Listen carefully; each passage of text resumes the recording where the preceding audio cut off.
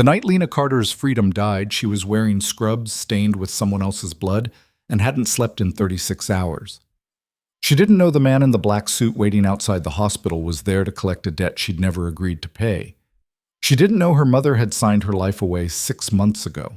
And she definitely didn't know that Adrian Voss, the man the city whispered about in fear, had been watching her every move since the ink dried on a marriage certificate she'd never seen. If you want to see how far this story goes, hit that like button and drop a comment with your city. Now, let me tell you how it all began. The fluorescent lights in County General's break room buzzed like dying insects. Lena stared at the vending machine, trying to remember if she'd eaten today. Her reflection in the glass looked hollow, dark circles, hair escaping its bun, the kind of exhaustion that lived in your bones. "Carter, you're up. Bed 3 needs vitals." She didn't turn around, just nodded and pushed off the wall, legs protesting. 16 hours down, 8 to go. Then the morning shift at the diner, then back here. The math was simple. Mom's treatment cost $12,000 a month. Insurance covered maybe half. The rest came from Lena's veins, one shift at a time. Her phone buzzed. She almost ignored it, probably another bill she couldn't pay, but the screen showed an unknown number. Against her better judgment, she answered. "Miss Carter." Not a question, a statement. Male voice, smooth like expensive whiskey. "Your presence is required at the Voss Tower penthouse. A car is waiting outside the employee entrance." "I think you have the wrong—" "We don't." Click. Lena stood frozen in the hallway, phone still pressed to her ear. Voss Tower. Everyone in the city knew that name. Adrian Voss, the man who owned half the waterfront and all the politicians. The kind of man whose business deals ended with people disappearing. She should have deleted the call, gone back to work, pretended it never happened. Instead, she found herself walking toward the exit. The car was a black Mercedes with windows so dark she couldn't see inside. The driver stood beside it, tall, built like he ate dumbbells for breakfast, wearing a suit that probably cost more than her rent. "Miss Carter," he opened the back door. "I don't—" Her voice came out smaller than she wanted. "I don't know what this is about. Mr. Voss will explain everything." "And if I say no?" The driver's expression didn't change. "Your mother's next treatment is scheduled for Friday. Street, Vincent's Hospital, Oncology Wing, room 412. Dr. Patterson is very optimistic about her latest scans." Lena's blood turned to ice. "How do you—" "The car, Miss Carter." She got in because she wasn't stupid enough to think she had a choice. The drive took 20 minutes through downtown, away from the neighborhood she knew, into the part of the city where buildings scraped clouds and doormen wore white gloves. Voss Tower stood taller than the rest, all glass and steel and money. They didn't use the main entrance. The driver took her through an underground garage past rows of luxury cars that could have paid her mother's medical bills for a year. An elevator opened directly from the garage. No buttons inside, just brushed chrome and mirrors that showed her how out of place she was. The numbers climbed. 20 floors. 30. 40. She should have been terrified. She was terrified. But underneath that was something else, a weird, detached curiosity, like watching a car crash in slow motion. The elevator stopped. The doors opened onto a penthouse that didn't look real. Floor-to-ceiling windows overlooking the city. Furniture that belonged in magazines. Art on the walls that was probably worth more than most people made in their lives. And standing by the window, silhouetted against the glittering skyline, was Adrian Voss. She'd seen his picture in the papers. Those photos didn't do him justice, or maybe they did him too much. He was younger than she expected, mid-30s maybe, with dark hair and the kind of face that made photographers' jobs easy. Sharp jawline, high cheekbones, eyes that were probably meant to be attractive, but instead looked like they could calculate your net worth in a glance. He turned when she entered, didn't smile. "Lena Carter." He said her name like he'd been practicing. "You're late." "I was working." "Not anymore." She blinked. "Excuse me?" "You quit both jobs this evening." "I had my assistant send the paperwork." He moved away from the window, and she noticed he walked with the kind of confidence that came from never being told no. "You won't need them." "What the hell are you talking about?" "Sit down." "I'd rather stand." That wasn't a request. Something in his voice made her knees buckle. She found herself sinking into a chair that cost more than her car. Adrian remained standing, looking down at her with an expression she couldn't read. 6 months ago, he said, your mother signed a contract. In exchange for full medical coverage, experimental treatments, private doctors, everything insurance wouldn't touch. She agreed to a specific arrangement. Lena's throat went dry. What kind of arrangement? A marriage. Between you and me. The words didn't make sense. She heard them, understood the individual meanings, but together they were nonsense. That's insane. It's legal. He pulled a folder from the desk behind him and dropped it in her lap. The ceremony took place 3 weeks ago. You were there. She opened the folder with shaking hands. Inside was a marriage certificate, her signature at the bottom right next to Adrian Voss's. The date was listed as March 15th, 3 weeks ago, like he said. Her voice cracked. I don't remember this. You were given something to help with anxiety, a mild sedative. The priest was very understanding. The room tilted. You drugged me. I ensured you were calm enough to fulfill the contract your mother signed. He said it like he was discussing the weather. Everything was legal. Everything was witnessed. And now, Mrs. Voss, you're home. She shot to her feet, folder scattering across the floor. I'm not your wife. I don't care what some paper says. Your mother's treatment resumes tomorrow, doctor. Patterson has her scheduled for a new therapy that's showing remarkable results in stage 3 patients. The cost is approximately $80,000 per month. I've already paid for the first 6 months. Lena felt the trap close around her throat. This is blackmail. This is business. Adrian moved closer, and she caught his scent, something expensive and cedar. Your mother made a deal. I upheld my end. Now you'll uphold yours. By what? Playing house with a stranger? By living here, appearing when required, and staying out of my way. His eyes were the color of slate, cold and flat. I don't expect affection, Mrs. Voss. I expect compliance. She wanted to spit in his face, run for the elevator, scream until someone called the police. Not that they'd come, not for Adrian Voss. Instead, she heard herself ask, what happens if I refuse? Your mother's coverage stops immediately. She has about 3 months without treatment, maybe 4 if she's lucky. He tilted his head, studying her like a specimen. But you won't refuse because despite your anger, despite your very justified outrage, you love your mother more than you hate me. You son of a… Your room is on the 2nd floor. Maria will show you up. He turned back to the window, dismissing her. Dinner is at 8. I expect you dressed appropriately. A woman appeared from nowhere. Short, middle-aged, kind eyes that didn't match the situation. This way, Mrs. Voss. Lena didn't move. Couldn't. Her whole life had just been ripped apart, and she was supposed to what? Go pick out an outfit? Lena! Adrian's voice stopped her at the elevator. She turned. He was still facing the window. Your mother doesn't know about the marriage. I'd prefer to keep it that way. As far as she's concerned, you're working for a very generous employer who believes in taking care of his employees' families. How thoughtful. I can be. When properly motivated. The doors closed before she could respond. The room was actually a suite larger than her entire apartment. King bed with sheets that probably had a thread count higher than her credit score. Bathroom with a tub big enough to drown in. Walk-in closet already filled with clothes that definitely weren't hers. Maria hovered in the doorway. If you need anything, I need to leave. The older woman's expression softened. I know this is difficult. Do you? Lena laughed, and it came out slightly hysterical. Do you know what it's like to find out you're married to a man you've never met?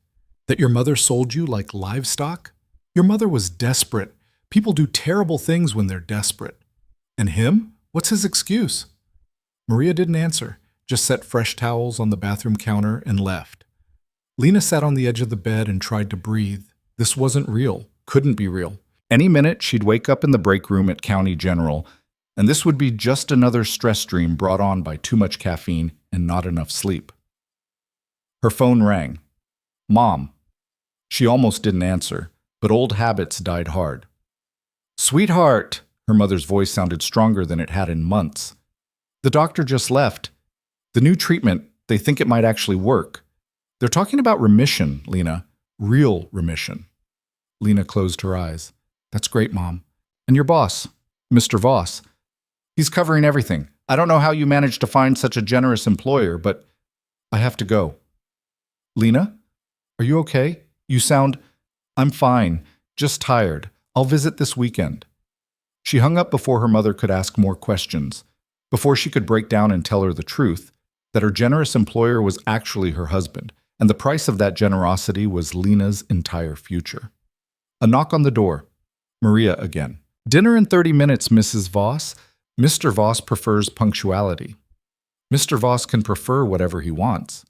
But she got up anyway, found a dress in the closet that looked less expensive than the others, which still meant it probably cost more than a month's rent. She'd never worn anything like it. The fabric felt wrong against her skin, like playing dress-up in someone else's life. The dining room was on the main floor, table long enough to seat 20, set for 2 at opposite ends like they were negotiating a peace treaty. Adrian was already seated. He'd changed into a different suit, because apparently one obscenely expensive suit per day wasn't enough. He glanced up when she entered, and something flickered across his face, gone too fast to read. You're 3 minutes late. Sue me. Sit. She did, because her legs were shaking and the chair was right there. A staff member appeared immediately, not Maria, someone else, and placed a plate in front of her. Salmon, asparagus, some kind of grain she didn't recognize. It smelled incredible, which made her angrier. You should eat, Adrian said. You're underweight. Thanks for the observation. It's not a criticism. It's a fact. He cut into his salmon with surgical precision. When was the last time you had a proper meal? When was the last time you kidnapped someone? His knife paused. You weren't kidnapped, you were collected. Right, totally different. They ate in silence. Or rather, he ate. Lena pushed food around her plate and tried to plan her escape. There had to be a way out. A legal loophole, something. You're thinking about running, Adrian said without looking up. I'm thinking about a lot of things. Don't. Now he met her eyes. You won't make it past the lobby. And even if you did, where would you go? Back to your apartment? I own the building. Back to work? I own your former employers. You can't own people. Can I? He smiled, and it was the cruelest expression she'd ever seen. Look around, Lena. This is your life now. The sooner you accept that, the easier it'll be. She threw her napkin on the table and stood. I'm not hungry. Sit down. Go to hell. She made it 2 steps before his voice cracked like a whip. I said sit down. And her body obeyed before her brain could override it. She sank back into the chair, hating herself for the compliance, hating him for commanding it. Adrian leaned back, studying her. We're going to establish some rules. 1, you live here. This is non-negotiable.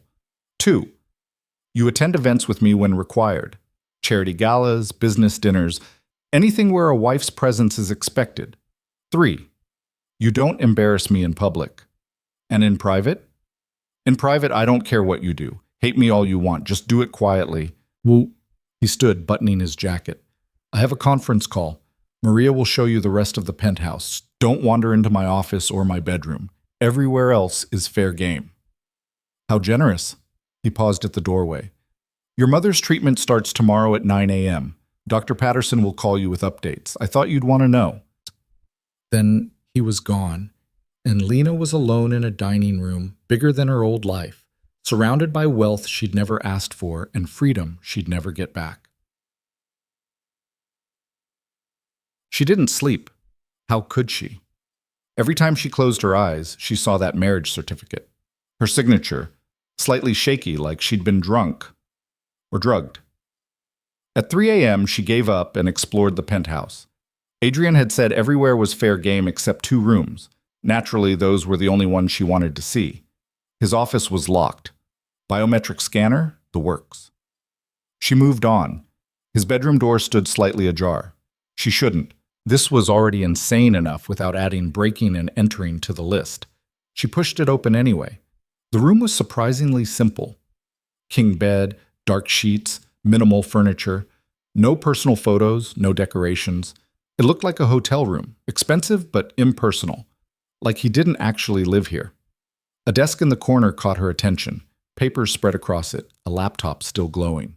She drifted closer, knowing she was crossing a line but unable to stop. Most of the papers were contracts, legal documents filled with language she didn't understand, but one folder stood out, her name on the tab. Inside were photos, dozens of them. Her leaving the hospital, walking into the diner, shopping at the grocery store, sitting in her apartment window. Her stomach dropped. These weren't recent. Some were dated months ago, before the supposed marriage. He'd been watching her, studying her. Why? I told you not to wander. She spun. Adrian stood in the doorway, still dressed despite the hour. His expression was unreadable. You've been stalking me. I've been observing my investment. He crossed the room, plucked the folder from her hands. Your mother approached my people 6 months ago. Before I agreed to her terms, I needed to know who I was acquiring. I'm not property. You're an asset. There's a difference. He filed the folder away, locked the drawer. Go to bed, Lena. Why me? The question burst out before she could stop it. You're rich. You could marry anyone. Why go through this whole insane charade? He turned to face her fully, and for the first time she saw something crack in his armor. Just for a second. Because everyone else wants something. Money, power, status.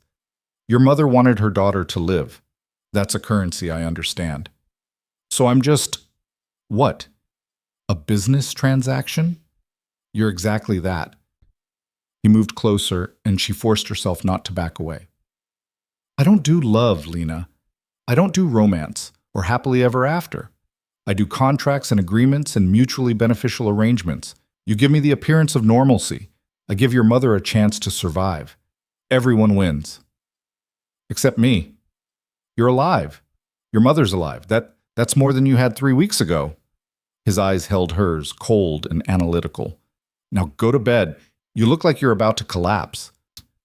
She wanted to argue, wanted to scream, but he was right. Exhaustion was crashing over her in waves. She'd been running on fumes for so long, and now that the adrenaline was fading, there was nothing left. She made it back to her room on muscle memory alone, fell into bed fully clothed. And despite everything, the fear, the anger, the sheer wrongness of it all, she slept. A phone ringing dragged her awake. Sunlight streamed through windows she'd forgotten to cover. The phone kept screaming. She fumbled for it. Unknown number. Again. Hello? Mrs. Voss, this is Dr. Patterson. I wanted to update you on your mother's treatment. Mrs. Voss. The name felt like a slap. She's doing remarkably well. The first round went smoothly, and her vitals are strong. If this continues, we might see significant improvement within weeks. Lena sat up, scrubbing her face. That's good. Thank you. Mr. Voss mentioned you'd want daily updates. I'll call same time tomorrow. After she hung up, Lena just sat there. Outside her window, the city sprawled in all directions. Millions of people living normal lives, none of them trapped in a penthouse with a man who'd bought them like furniture. Maria knocked softly. Breakfast is ready, Mrs. Voss. Please stop calling me that. It's your name now. No, it's what he calls me. You can use Lena. Maria's expression softened. Breakfast is ready, Lena. The dining room felt even bigger in daylight. Adrian sat at the head of the table, reading something on a tablet, coffee steaming beside him. He didn't look up when she entered. There's a brunch this Saturday, he said, still focused on his screen. Mayor's wife is hosting. We need to attend. I don't have anything to wear to a mayor's brunch. The closet in your room has everything you need. Maria will help you choose something appropriate. He finally looked at her. You'll smile. You'll be charming. You'll play the role. And if I don't? Then your mother's next treatment gets delayed. Accidentally, of course. Hospital mix-ups happen all the time. He said it so casually, like he was discussing the weather. Do we have an understanding? Lena's hands clenched under the table. Yes. Good. He returned to his tablet. I have meetings all day. Maria will show you how things work around here. Ask her anything. He left without another word. Maria appeared with fresh coffee. He's not as terrible as he seems. Really? Because from where I'm sitting, he seems pretty terrible. The older woman smiled sadly. Mr. Voss is complicated. He doesn't know how to be anything except what his father made him. And what's that? Ruthless. Maria poured the coffee. But ruthless isn't the same as cruel. He'll keep his word about your mother. Whatever else he is, he honors his contracts. Lucky me. Well, the rest of the week passed in a surreal blur. Lena learned the rules of her new prison. Don't touch Adrian's things. Don't ask about his business. Don't leave the building without security. Don't. She also learned the schedule. Adrian left early, 6 a.m., sometimes earlier. Returned late, usually after she'd gone to bed. On the rare occasions they crossed paths, he barely acknowledged her, like she was part of the furniture, which should have been a relief. Instead, it made her angrier. Friday night, she broke the rule about leaving, slipped past security while they were changing shifts, made it 3 blocks before a car pulled up beside her. The driver who'd first collected her stepped out. Mrs. Voss, Mr. Voss is expecting you for dinner. I'm taking a walk. Mr. Voss is expecting you for dinner, he repeated, like she hadn't spoken. They drove back in silence. Adrian was waiting in the penthouse, jacket off, tie loosened. He looked almost human. That was stupid, he said. I needed air. Then go to the terrace. Don't wander the streets like you don't have enemies now. He poured himself a drink. Didn't offer her one. You're married to me, Lena. That means you're a target. Every business rival I have, every criminal who wants leverage, they all just found their weak spot. I'm not weak. You're mortal. That's weakness enough. He downed the drink in one swallow. The brunch is tomorrow. Maria laid out your dress. We leave at 11. And if I refuse? He set the glass down with careful precision. Then I'll carry you to the car myself. Your choice. She believed him. Match. The dress was cream-colored silk, designer label she recognized from magazines. It fit perfectly, which meant he'd had her measurements, which meant more watching, more studying. She tried not to think about it. Maria did her hair, her makeup, transformed her into someone who belonged on Adrian Voss's arm, someone sophisticated and polished, and completely fake. Adrian was waiting by the elevator, wearing a suit that probably cost more than a car. His eyes swept over her, clinical and assessing. You'll do. Your compliments really make me feel special. Something almost like amusement flickered across his face. Let's go. The brunch was at an estate that made Voss Tower look modest. Hedge mazes, marble fountains, staff in actual white gloves. Lena felt like she'd stumbled into a period drama. Adrian's hand settled on her lower back as they entered. Light touch, possessive enough to be clear. Smile, he murmured. She did, hating how natural it felt. The mayor's wife descended on them immediately. Blonde, beautiful, the kind of woman who'd never worried about money. Adrian! And this must be your bride. We were all so surprised to hear you'd married. You've been quite secretive. I value privacy, Catherine.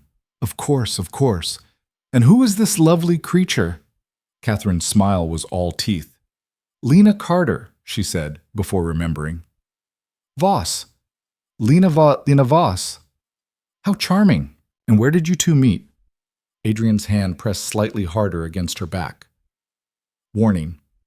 Through mutual friends, Lena improvised. It was very... She searched for a word that wouldn't choke her. Unexpected. The best romances always are. Catherine linked her arm through Lena's. Come, let me introduce you around. Adrian, you don't mind if I steal her? Not at all. Lena shot him a look. Help me, but he just nodded, releasing her to the wolves. The next hour was a masterclass in passive aggression. The women smiled and asked innocent questions that were really weapons. Where was she from? Nowhere important. What did she do? Nothing impressive. How did she land Adrian Voss? By having a dying mother and no options. She survived by lying through her teeth and drinking too much champagne. When she finally escaped to the bathroom, she locked herself in a stall and focused on breathing. This was her life now. Playing pretend for people who saw right through her. Did you see her dress? A voice outside the stall. 2 women, touching up makeup. Off the rack, I'm sure. Adrian must be slumming.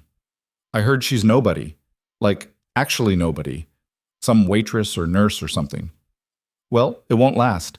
Adrian Voss doesn't do love. This is obviously some kind of arrangement. They left, laughing. Lena stared at the bathroom tile and wondered how much prison time she'd get for drowning someone in a champagne fountain. When she emerged, Adrian was waiting in the hallway. He took one look at her face and frowned. What happened? Nothing. Your friends are delightful. His jaw tightened. Who? Doesn't matter. She brushed past him. Can we leave? Not yet. We haven't. I need to leave. Now. Her voice cracked on the last word. He studied her for a long moment, then nodded once. Wait here. He returned 5 minutes later. Done. Let's go. They didn't speak in the car. Lena pressed her forehead against the window and watched the city blur past. When they pulled up to Voss Tower, she was out before the driver could open her door. Adrian caught her arm. Lena, don't. Tell me what they said.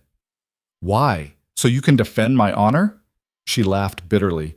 We both know this isn't real. They know it too. At least they're honest about it. His grip tightened. This is real. The marriage certificate is real. The contract is real. You are my wife. On paper, that's all. That's everything. He pulled her closer, and she caught that cedar scent again. You think I don't know what they're saying? That I bought you? That you're just another acquisition? His eyes burned. Let them talk. You're still the one wearing my ring. She looked down. There was a ring, platinum band with a single diamond. She hadn't even noticed when it appeared. This doesn't mean anything, she whispered. It means you're protected. It means anyone who wants to hurt me has to go through you first. His thumb brushed over her knuckles. And I protect what's mine. I'm not yours. Keep telling yourself that. He released her hand. Go inside. I have work. She did. Because she always did what he said. Because the alternative was losing her mother, and they both knew she'd never make that choice. But as she rode the elevator up to her gilded cage, Lena made herself a promise. She'd find a way out. Maybe not today, maybe not this month, but eventually. She had to. The weeks that followed the mayor's brunch settled into a rhythm that felt less like living and more like existing in suspended animation. Lena learned to navigate the penthouse's unspoken rules, the careful dance of avoiding Adrian while still fulfilling whatever obligations he deemed necessary. Charity events, business dinners, appearances at galleries where the art cost more than medical degrees and tasted like money laundering. She smiled. She wore the dresses. She played the part. And every night, she went to bed alone in a room that smelled like expensive nothing, staring at the ceiling and counting the ways her life had become unrecognizable. Her mother's health improved steadily. Dr. Patterson called every morning with updates that sounded increasingly optimistic. Tumor markers dropping, appetite returning, color in her cheeks. Each piece of good news was a chain around Lena's ankle, binding her tighter to the deal she'd never agreed to make. You should visit her, Maria said one morning, setting down breakfast. It's been 3 weeks. I know. She asks about you, wants to know why you're always too busy. Lena pushed eggs around her plate. Tell her I'm working. You could tell her yourself. But she couldn't, because facing her mother meant lying about everything. The marriage, the penthouse, the man who'd bought her, like produce. And Lena had already swallowed enough lies to choke on. Adrian continued to be a ghost. She'd hear him leave early, return late. Sometimes she'd find evidence of his presence, a coffee cup in the sink, papers left on the dining table, the faint smell of cedar lingering in hallways. But actual conversation? That had dried up after the brunch, like he'd fulfilled his quota of human interaction and retreated into whatever cold space he normally inhabited. Which was fine. Great, even. The less she saw him, the easier it was to pretend this wasn't happening. Except it was happening. Every morning, she woke up in his penthouse. Every evening, she ate dinner at his table. And every time she looked at her left hand, that platinum band caught the light and reminded her exactly whose property she'd become. On a Tuesday that felt like every other Tuesday, Lena made a mistake. She went to her old apartment. Security had strict orders. She didn't leave without clearance. But the building supervisor was new, didn't recognize her, and Lena had always been good at slipping past people who weren't paying attention.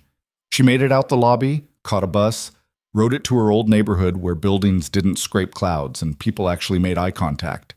Her apartment was exactly as she'd left it. Landlord hadn't re-rented it yet. She still had her key. Inside smelled like her old life. Coffee and cheap laundry detergent and that specific mustiness of a place that needed better ventilation. She stood in the doorway and felt something crack in her chest. This was real. The penthouse, the dresses, the marriage certificate, those were the fantasy. This tiny studio with its leaking faucet and broken blinds, this was who she actually was. She sat on the floor and let herself cry for the first time since this started. Her phone rang. Adrian. She almost didn't answer, but habit or fear made her thumb hit the green button. Where are you? Not a question, a demand. Out! I can see that. My security team is tearing apart downtown looking for you. Call them off. Lena. His voice dropped to something dangerous. Tell me where you are, now.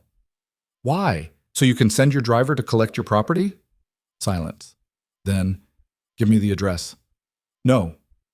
Give me the address or I'm tracking your phone. What? She laughed, hollow and broken. Of course you can track my phone. Why am I not surprised? The address, Lena.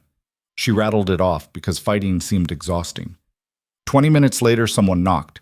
She opened the door expecting the driver. Got Adrian instead.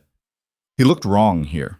Too expensive, too polished, like a magazine cutout pasted into real life. He took in the apartment with one sweep. The futon that doubled as a couch, the kitchenette with 2 burners, the bathroom door that didn't quite close. This is where you lived. Hard to believe, right? Not everyone grows up in penthouses. He stepped inside, closed the door. Why did you come here? Because it's mine. Because it's real. She gestured at the cramped space. This is who I am, Adrian. Not the dresses, not the galas. This. You don't live here anymore. I know. You made sure of that. He moved closer, and in the small space they were suddenly too near each other. She could see the muscle ticking in his jaw, the way his hands flexed like he wanted to grab something and couldn't. You think I don't know what I took from you? His voice was quiet, almost gentle. Wrong.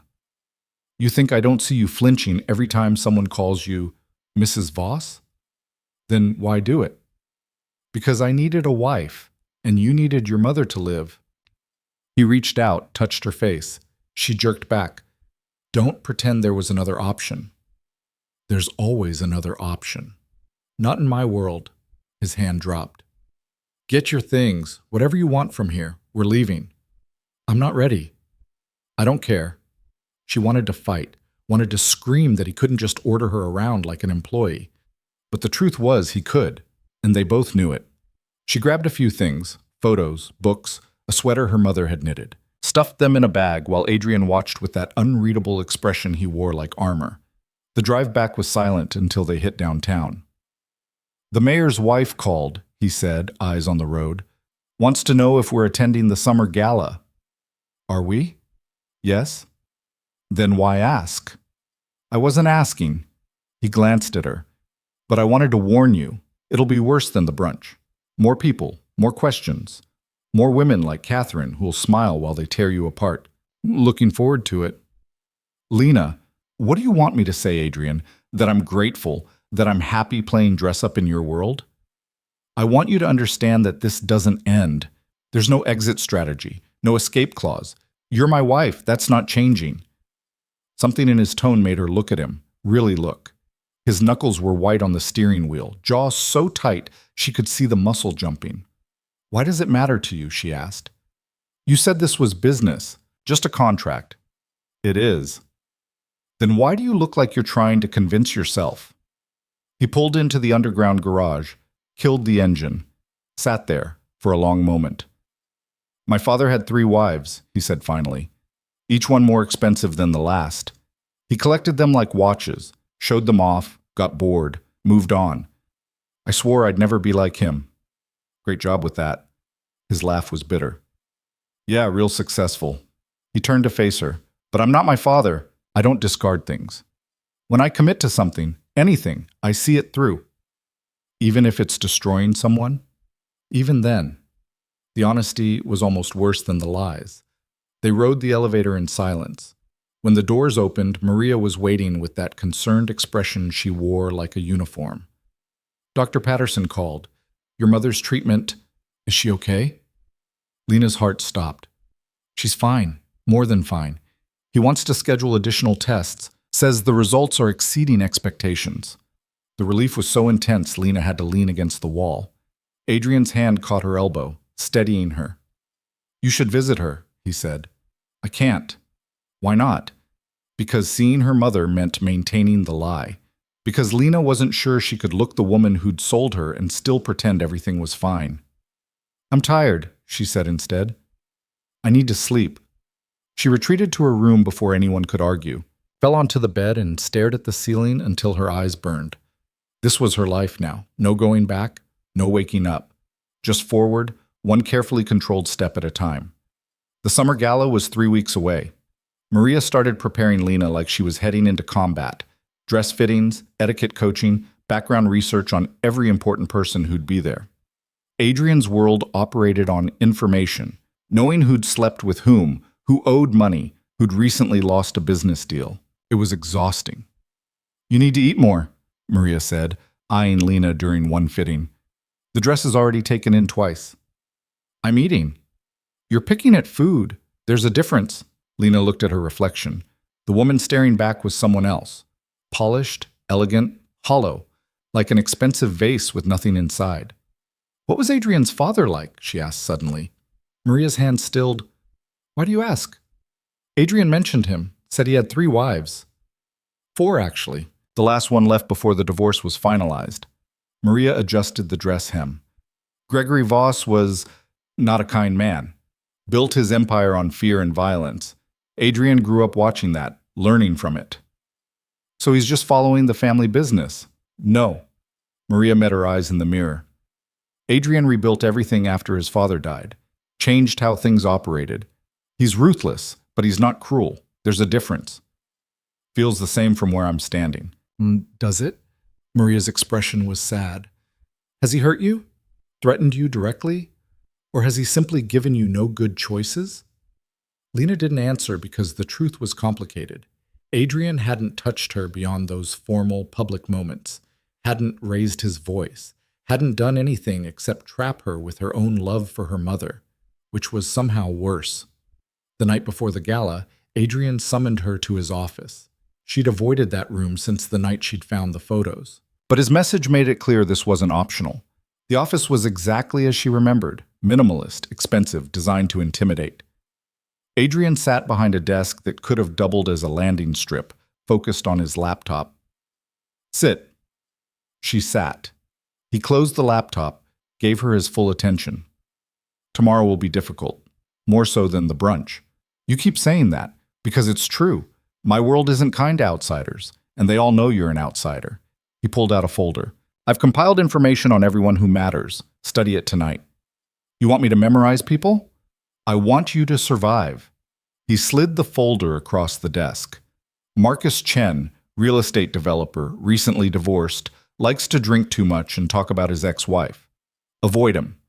Patricia Lawson owns half the city's art galleries, hates her sister who will also be there. Don't mention family. James and Susan Rodriguez, power couple, been married 30 years, actually decent people. Stay close to them if you can. Lena stared at the folder. You're serious. I don't do humor. I noticed. She opened it. Inside were photos, bios, notes written in Adrian's precise handwriting.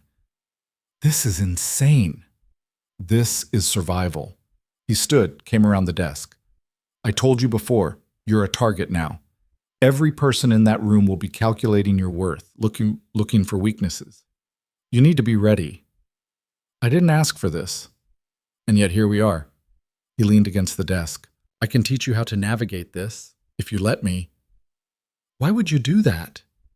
Because you're my wife, and I protect what's mine. That phrase again. She was starting to hate it. What if I fail? She asked. What if I embarrass you? Then we leave early and try again next time. His expression softened almost imperceptibly. I'm not expecting perfection, Lena. Just effort.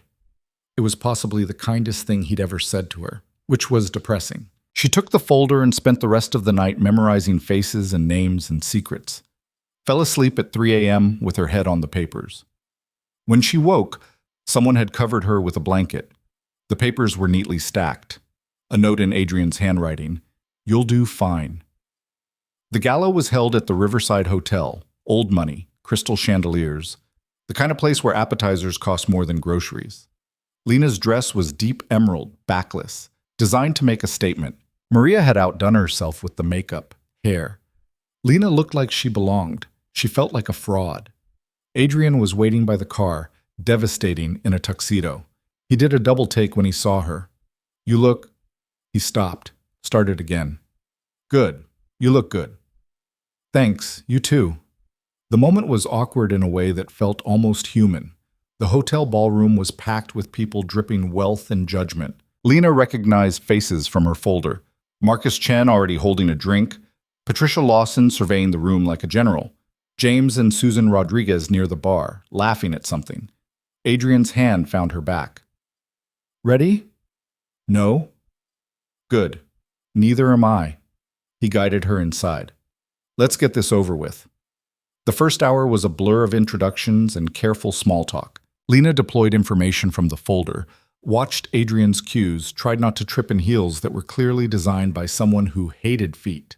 People were polite to her face and probably vicious behind her back, but she survived. Then she met Victoria. The woman appeared like a storm front, blonde, beautiful, wearing a dress that cost more than Lena's old car. She touched Adrian's arm with the kind of familiarity that made Lena's stomach clench. "Adrian, it's been too long." "Victoria." His tone was carefully neutral. "This is my wife, Lena." Victoria's smile was all edges. "Yes, I've heard so much. The mysterious bride." Her eyes raked over Lena, cataloging and dismissing. "How charming." "Nice to meet you," Lena managed. "I'm sure." Victoria kept her attention on Adrian. "We should catch up. I have a proposal you'd find interesting." "I'm busy." "You're always busy, but this is worth your time." She leaned closer, lowered her voice. "It's about the waterfront project. Unless you want Marcus to steal it out from under you." Adrian's jaw tightened. "Fine, 5 minutes." "I'll wait here," Lena said, because she wasn't stupid enough to follow. Adrian looked like he wanted to argue, but Victoria was already pulling him toward the balcony. Lena watched them go and tried not to imagine what they were discussing, or what they'd been to each other before. "Whiskey?" She turned. James Rodriguez stood beside her, holding 2 glasses. "I don't drink whiskey." Neither does my wife. But she's stuck talking to the mayor's wife about charity work. Figured we could both use reinforcements." He handed her a glass. "You're holding up well." "Am I?" "Better than Adrian's last girlfriend. She cried in the bathroom within an hour." "There was a girlfriend?" "Several. None of them lasted. Victoria out there, they dated for almost a year. Longest relationship he ever had." Lena sipped the whiskey to avoid responding. "It burned." "He's different with you," James continued. "Protective. Adrian doesn't usually do protective." "We're married. It's his job." "Is it?" James studied her. "Or is there something else going on?" "I don't know what you mean." "Sure you don't." He smiled. "Word of advice? Adrian's not good at feelings. Never has been. But that doesn't mean he doesn't have them. Just means he buries them until they turn into something else." Before Lena could ask what that meant, Susan appeared, grabbing her husband's arm. "Stop interrogating the poor girl. Adrian will have your head." She smiled at Lena. "Ignore him. He thinks he's insightful." "I am insightful. You're nosy. There's a difference." They bickered with the ease of people who'd been doing it for decades. Lena felt a pang of something that might have been envy. Adrian reappeared 20 minutes later, expression stormy. Victoria followed, looking satisfied with herself. "We're leaving," he said, "but we just... now." His tone left no room for argument. They made their excuses and left, Adrian's hand firm on her back the entire way. In the car, silence stretched like broken glass. "What did she say to you?" Lena finally asked. "Nothing important. You don't look like it was nothing." He turned to face her. "Victoria and I have history. She thought marriage would make me forget that. She was wrong." "Did you love her?" The question hung there. Adrian's expression was unreadable. No, he said finally. I've never loved anyone. Somehow, Lena believed him, and it made everything worse. Back at the penthouse, she kicked off the heels and felt her feet scream in relief. Adrian disappeared into his office without another word. Lena stood in the living room, still wearing the emerald dress, and wondered what the hell she was doing. Her phone buzzed, a text from an unknown number. You looked beautiful tonight. Pity you're wasted on Adrian. Ice flooded her veins. She deleted it immediately, but the damage was done. Someone was watching. Someone knew exactly how to make her feel unsafe. She found Adrian in his office, tie undone, glass of something amber in his hand. Someone texted me. He looked up sharply. Show me. She did. Watched his expression go from neutral to lethal in seconds. This number, he was already typing on his laptop. It's routed through several proxies. Whoever sent it knows what they're doing. What does that mean? It means someone's testing boundaries, seeing how you react. He set down his glass. From now on, you don't go anywhere alone, not even the lobby. Adrian, I'm serious, Lena. You're a target now. That text is proof. She sank into a chair, suddenly exhausted. This is insane. All of it. I know. He crouched in front of her, eye level. But we're in it now, both of us. I didn't ask for this. Neither did I. His hand covered hers. But I'll keep you safe. I promise. It was the first time he'd touched her without calculation. His hand was warm, solid, real. She pulled away. Don't make promises you can't keep. I don't. The following week passed in heightened tension. Adrian increased security. Lena wasn't allowed to leave without 2 guards. Her phone was replaced with one that couldn't be tracked. The penthouse started to feel less like a prison and more like a fortress under siege. And through it all, her mother kept improving. Dr. Patterson's calls became increasingly optimistic. Remission was no longer a distant hope. It was a real possibility. Which meant Lena's deal with the devil was working. She finally visited her mother on a Saturday. Adrian insisted on coming, which meant the whole thing was a production. Driver, security, the works. You don't have to come in, Lena said as they pulled up to the hospital. I'm coming in. She doesn't know about us. About the marriage. Then today she finds out. Lena's stomach dropped. Adrian, no, please. She should know the truth. His expression was firm. I'm not asking, Lena. Her mother was in a private room on the 4th floor reading a magazine and looking healthier than Lena had seen her in years. Color in her cheeks, hair growing back, smile genuine. Sweetheart, she set down the magazine, and you must be Mr. Voss. I can't thank you enough for everything you've done. Actually, Mom, Lena's voice cracked. There's something we need to tell you. 20 minutes later, her mother sat in stunned silence. Lena had explained everything. The contract, the marriage, the deal. Watched her mother's face cycle through shock, horror, and finally resignation. I'm sorry, her mother whispered. I thought I was saving you. You were saving yourself, Lena said, harsher than intended. I was dying, and you were exhausting yourself trying to keep me alive. Tears streamed down her mother's face. I thought if you married someone wealthy, someone powerful, you thought you could sell me and call it love.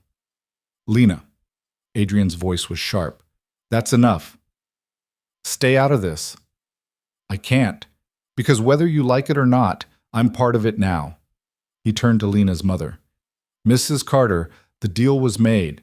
The contract is binding. Fighting about it won't change anything. Then what do we do? Lena's mother looked between them.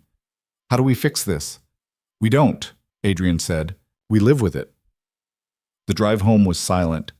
Lena stared out the window and felt something inside her crack wider.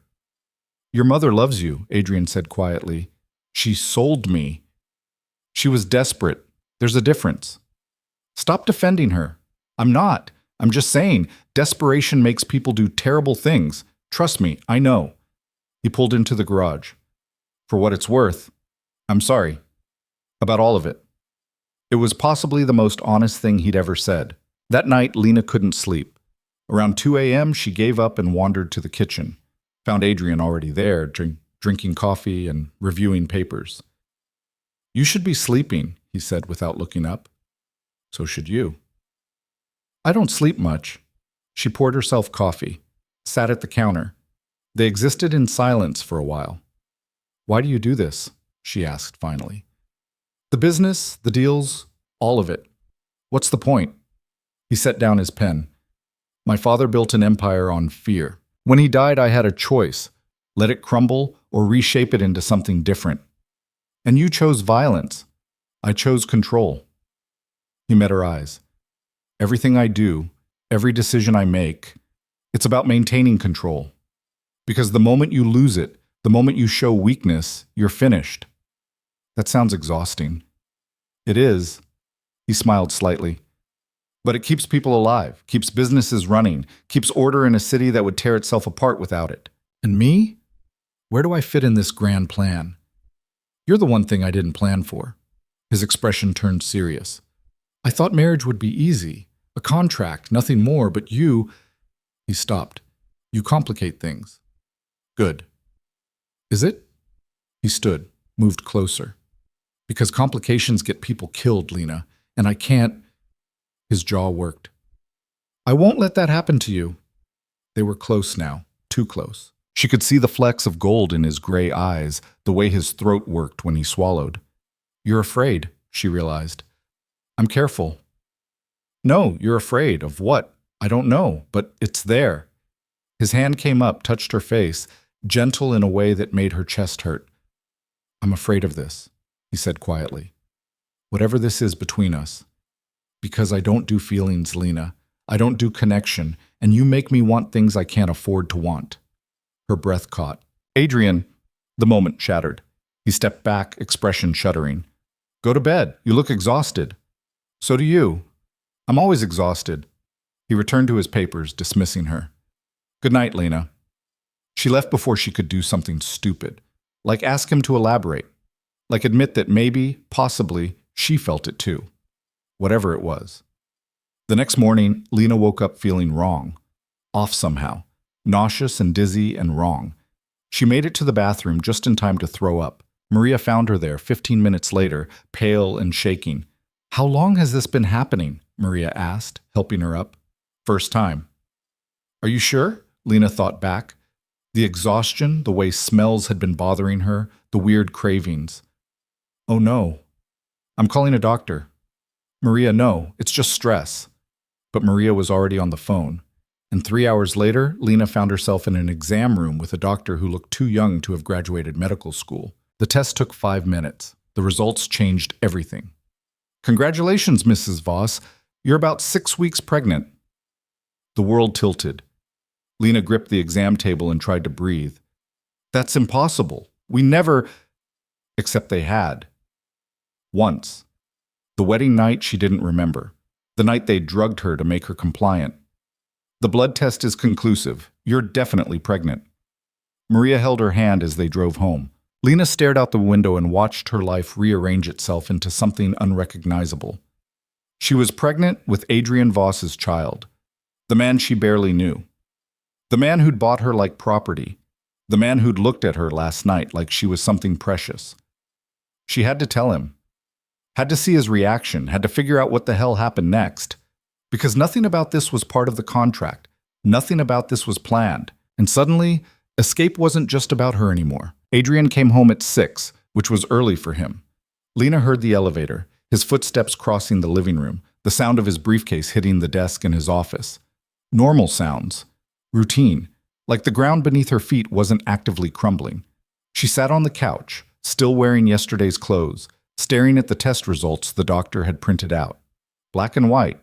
Clinical. Undeniable. Maria had made tea nobody was drinking. The cup sat cold on the coffee table, mocking her with its uselessness. "You need to tell him," Maria said quietly from the doorway. "I know."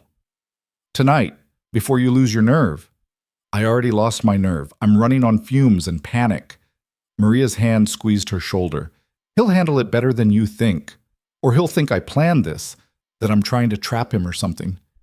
"You didn't even remember your wedding night. How could you have planned anything?" "Fair point. Didn't make it easier." Adrian appeared in the living room, loosening his tie. He stopped when he saw her face. What's wrong? Not a question. He could read disaster on people like some folks read newspapers. We need to talk.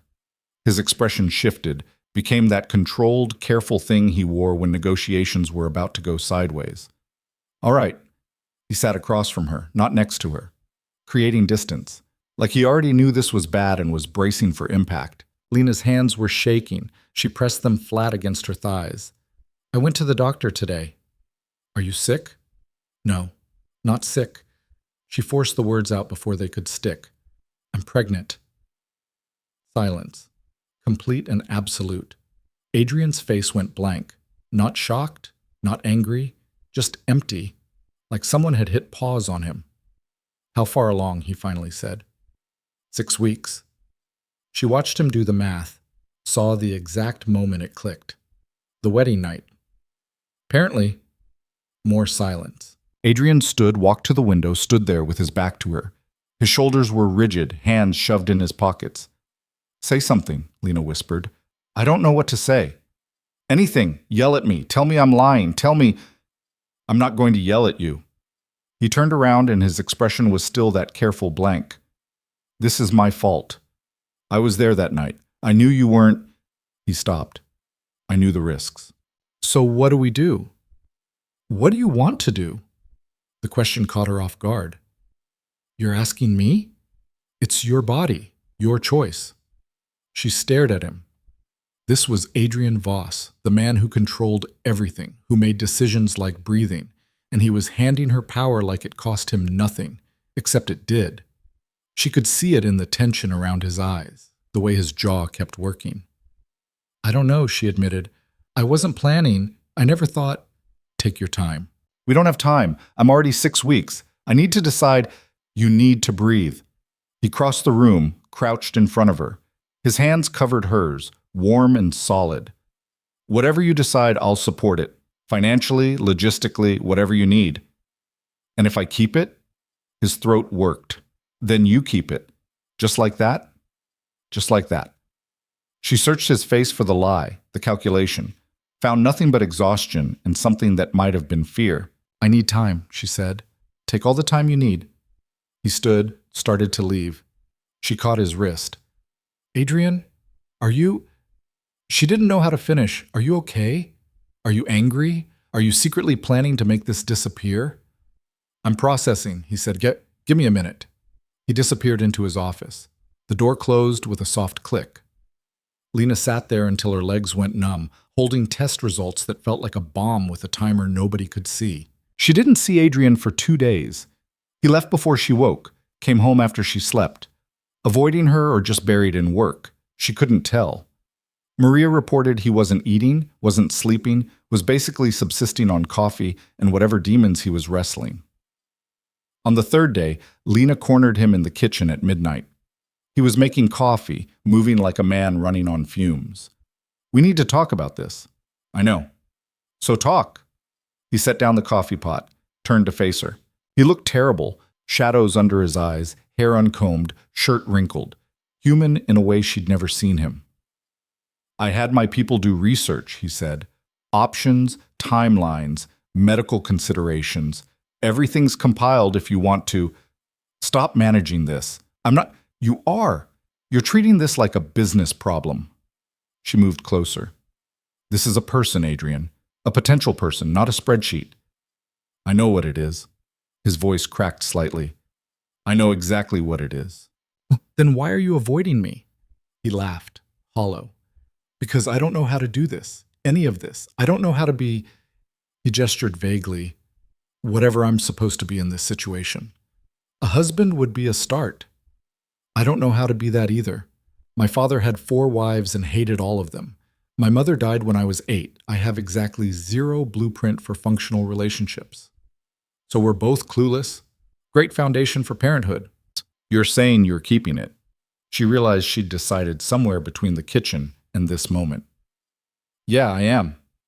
Adrian sat down heavily in a chair, dropped his head into his hands. His shoulders shook, just once, before he got control again. Okay, he said, voice rough. Okay. We're doing this. You don't sound thrilled. I'm terrified. He looked up at her. I don't know how to be a father. I don't know how to be safe. Everything I touch either breaks or bleeds. Dramatic much? I'm serious, Lena. My world, the things I do, the people I deal with, it's not safe for a child. Then make it safe. It's not that simple. Sure it is. You restructure. You step back. You stop doing whatever illegal garbage you're doing. She crossed her arms. You said you protect what's yours. Well, congratulations. You just got a lot more to protect. He stared at her like she'd grown a second head. You want me to restructure my entire operation? I want you to be a father. If that means restructuring, restructure. You don't know what you're asking. I know exactly what I'm asking. I'm asking you to choose us over whatever empire you're building, just this once. The silence stretched.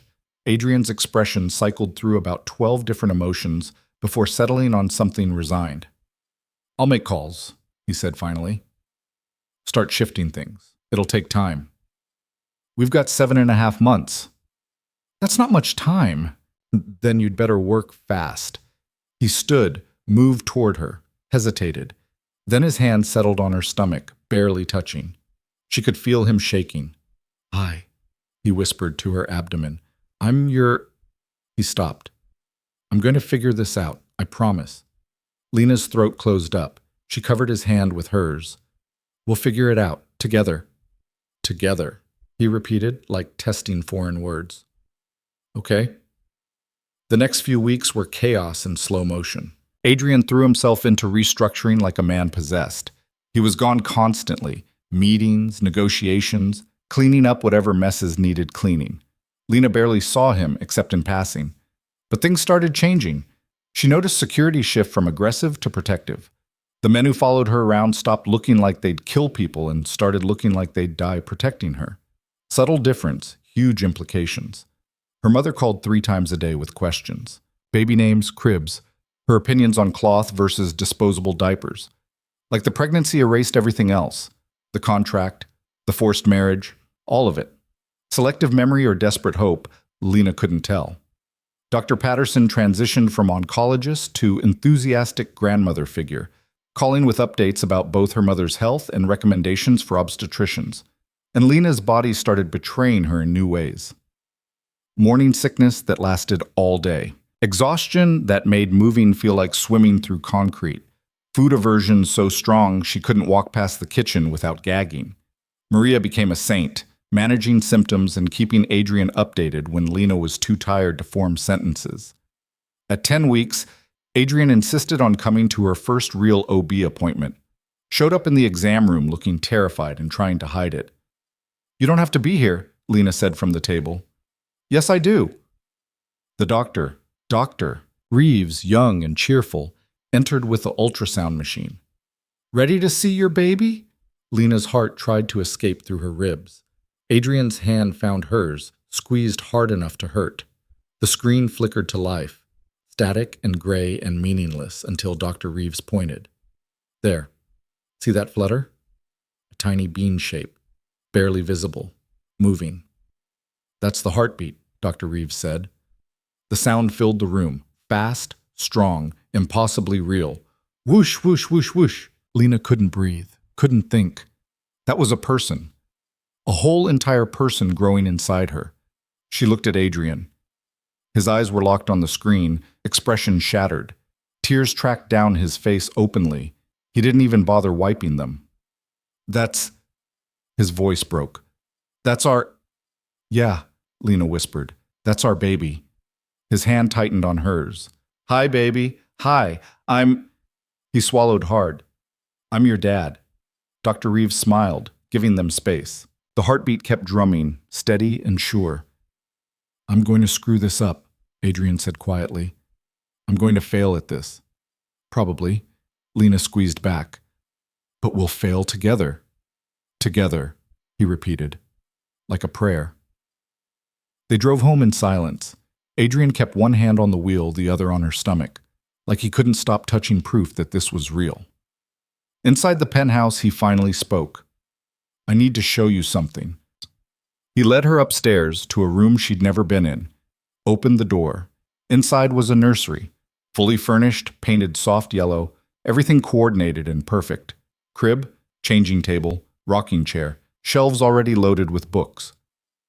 When did you... Lena's voice died. I started 3 days after you told me.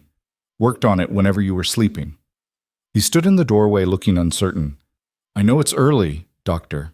Reeves said people usually wait until the second trimester, but I needed... He stopped. I needed to do something, to make this real. Lena walked through the room, touching soft blankets and tiny clothes. Everything was thoughtful, careful. The room of someone who gave a damn. It's perfect, she managed. You hate it. I love it. She turned to face him. Adrian, you did this for us? For all of us. You, me, the baby. He moved closer. I know I'm not good at this. At feelings or family or any of it, but I'm trying, I'm really trying. I can see that. His hands cupped her face. Gentle. I'm going to protect you. Both of you. Whatever it takes. I know. And I'm going to love that kid. Even if I don't know how yet. You'll learn. What if I don't? What if I'm too much like my father? You're already nothing like him. He wouldn't have built this room. He wouldn't have cried at an ultrasound. He wouldn't give a damn. Adrian's forehead dropped to hers. I'm scared. Me too. They stood like that for a long time, two terrified people holding on to each other in a room built for hope. Then Adrian's phone rang. He ignored it. It rang again. Answer it, Lena said. It can wait. Adrian, answer the phone. He did, expression darkening as he listened. When? Who knows? No, lock it down. I'm coming. He hung up. I have to go. What's wrong? Someone leaked information about the pregnancy. It's on 3 gossip sites already. His jaw was granite. I need to contain this before it spreads. How did they find out? We've been careful. Someone in the medical office, security, could be anyone. He was already moving. Stay here. Don't answer the door. Don't talk to anyone. Adrian, I mean it, Lena. If anyone finds out you're pregnant, you become a bigger target. Our baby becomes leverage. He grabbed his jacket. I'll fix this. Just stay safe. He left. The penthouse felt enormous and empty without him. Lena sat in the nursery rocking chair and tried not to imagine all the ways this could go wrong. The gossip sites were taken down within hours. Impressive and terrifying in equal measure. But the damage was done. People knew. Adrian's enemies knew. And knowledge was currency in his world. Security doubled overnight. Lena counted 4 guards outside the penthouse door, 6 more in the lobby. The elevator needed a key card and biometric scan. They were living in a fortress. Adrian came home at 3 a.m. looking like he'd aged years. It's contained, for now. What does that mean? It means people know you're pregnant, but they don't know how far along or where you're getting medical care. I've moved your appointments to a private clinic with better security. You're scared. I'm being realistic. He sat beside her on the couch. Victoria called. Congratulated me.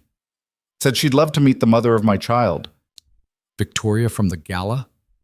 She's fishing for information, trying to gauge how serious this is. And? I told her to go to hell. He rubbed his face. She's dangerous, Lena. She wants back into my life and you're in her way. What can she do? We're married. I'm pregnant. She can make trouble, turn public opinion. She has connections to media, politicians. If she decides you're a problem, then we deal with it. Lena took his hand. We're in this now, Adrian. All the way. I'm trying to protect you. I know, but you can't protect me from everything. Watch me try. 2 days later, Victoria made her move. An article appeared in the city's biggest newspaper. Thinly veiled criticism about Adrian's sudden marriage, questions about his wife's background, implications that the pregnancy was a trap. Nothing actionable, nothing she could be sued for. Just poison dressed in journalism. Lena read it over breakfast and felt sick. Ignore it, Adrian said, not looking up from his own phone. She's trying to get a reaction. It's working. Only if you let it. He set down his phone. I'm handling Victoria. You focus on staying healthy. I can't just sit here while she trashes me in print. Yes, you can, because engaging gives her power. He stood, kissed her forehead. Trust me. But trusting was hard when the articles kept coming. Different publications, same message. Lena Carter was nobody, an opportunist who'd trapped Adrian Voss with a pregnancy. People who'd never met her had opinions about her character. Strangers dissected her life online. Maria found her crying in the nursery 3 days later. This too shall pass. Easy for you to say. Is it? Maria sat beside her. I've worked for Adrian for 8 years. I've seen 3 women try to trap him, 2 blackmail attempts, and more gold diggers than I can count. You know what makes you different? I didn't ask for any of this. You're still here. Everyone else ran when things got hard. You stayed. Maria squeezed her hand. That means something. To who? To Adrian. He's never fought for anyone before, but he's fighting for you. Lena wanted to believe that, wanted to think this was more than just contract obligations and duty. But wanting and believing were different countries. At 12 weeks, her body started showing. Small bump, easily hidden under loose clothes, but undeniable in the mirror. Proof written in flesh that this was happening. Adrian caught her staring at her reflection one morning. You're beautiful. I'm bloated and nauseous. You're growing our child. That's beautiful. She met his eyes in the mirror. You really mean that. Every word. He came closer, hand settling on her stomach. Can you feel anything yet? Just gas and heartburn? He laughed. Actually laughed. Glamorous. Right. Magazine covers and everything. They stood like that, his hands on her barely there bump, both pretending this was normal, that they were normal, that any of this made sense. I scheduled the next ultrasound, he said. Next Tuesday. They'll be able to see more detail.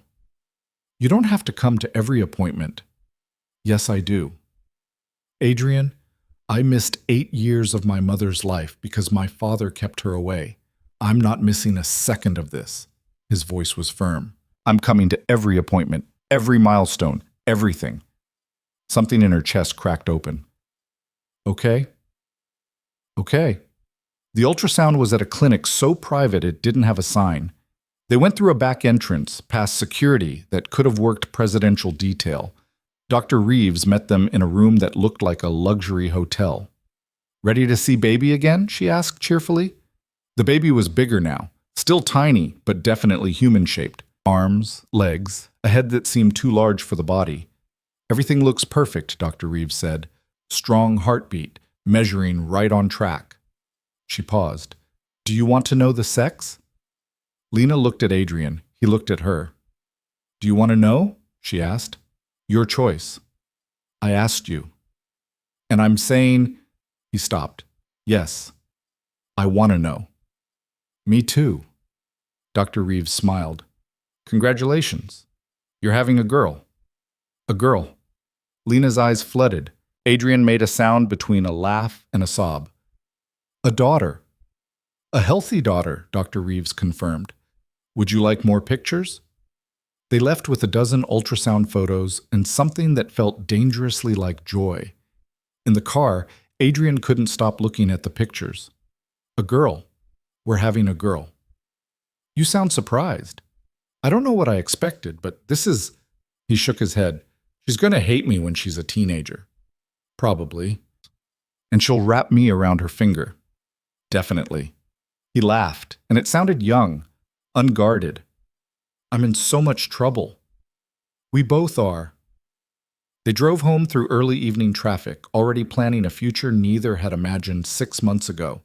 The attack came 3 days later. Lena was in the kitchen with Maria, arguing about baby names, when the lights cut out. Total darkness. Then emergency lighting kicked in, red and harsh. Mrs. Voss, we need to move. One of the security guards appeared, hand on his weapon. Now. What's happening? Someone breached the building. Mr. Voss's orders. You go to the safe room.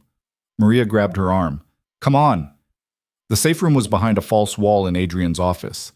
Steel reinforced, separate air supply, communications setup that could run a small war.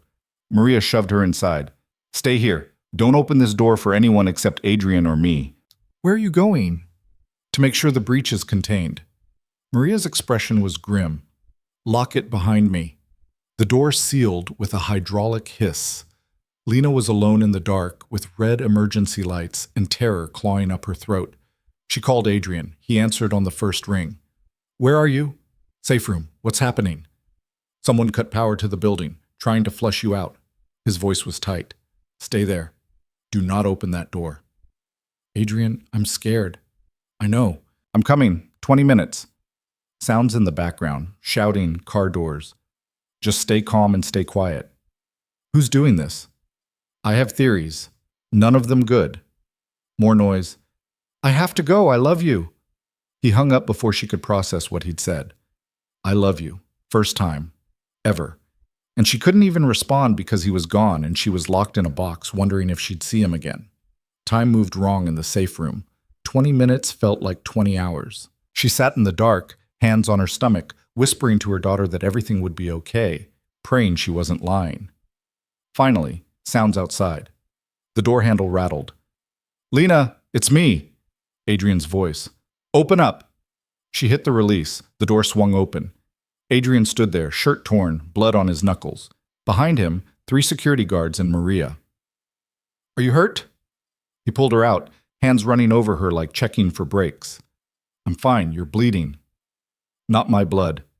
He kissed her forehead, her cheeks, her mouth. "You're okay. Thank God you're okay." "What happened?" "Someone hired muscle to break in. Professionals, not amateurs. They disabled the power, took out 2 guards. His jaw was granite. We got them." "Got them how?" "Don't ask questions you don't want answers to." "Right. Because Adrian Voss didn't call the police when people invaded his home. He handled it himself." "Was it Victoria?" Lena asked. "We're not sure yet, but whoever it was knows about the baby, knows you're vulnerable." He pulled her closer. "We can't stay here, not tonight." "Where are we going?" "Somewhere safer. I own a property outside the city. Security's better, isolated." He was already moving, gathering essentials. "Pack light. We leave in 10 minutes. "Adrian, this is insane. This is necessary." He cupped her face. "I told you. I protect what's mine. Right now that means getting you somewhere they can't reach." They left the penthouse through a service elevator Lena hadn't known existed. 3 cars waited in the garage. Decoys. They took the middle one, Adrian driving himself. The property was an hour outside the city. More compound than house, surrounded by walls and cameras and men who looked like they ate nails for breakfast. Inside was surprisingly comfortable. Not the cold minimalism of the penthouse, but actual furniture that looked lived in.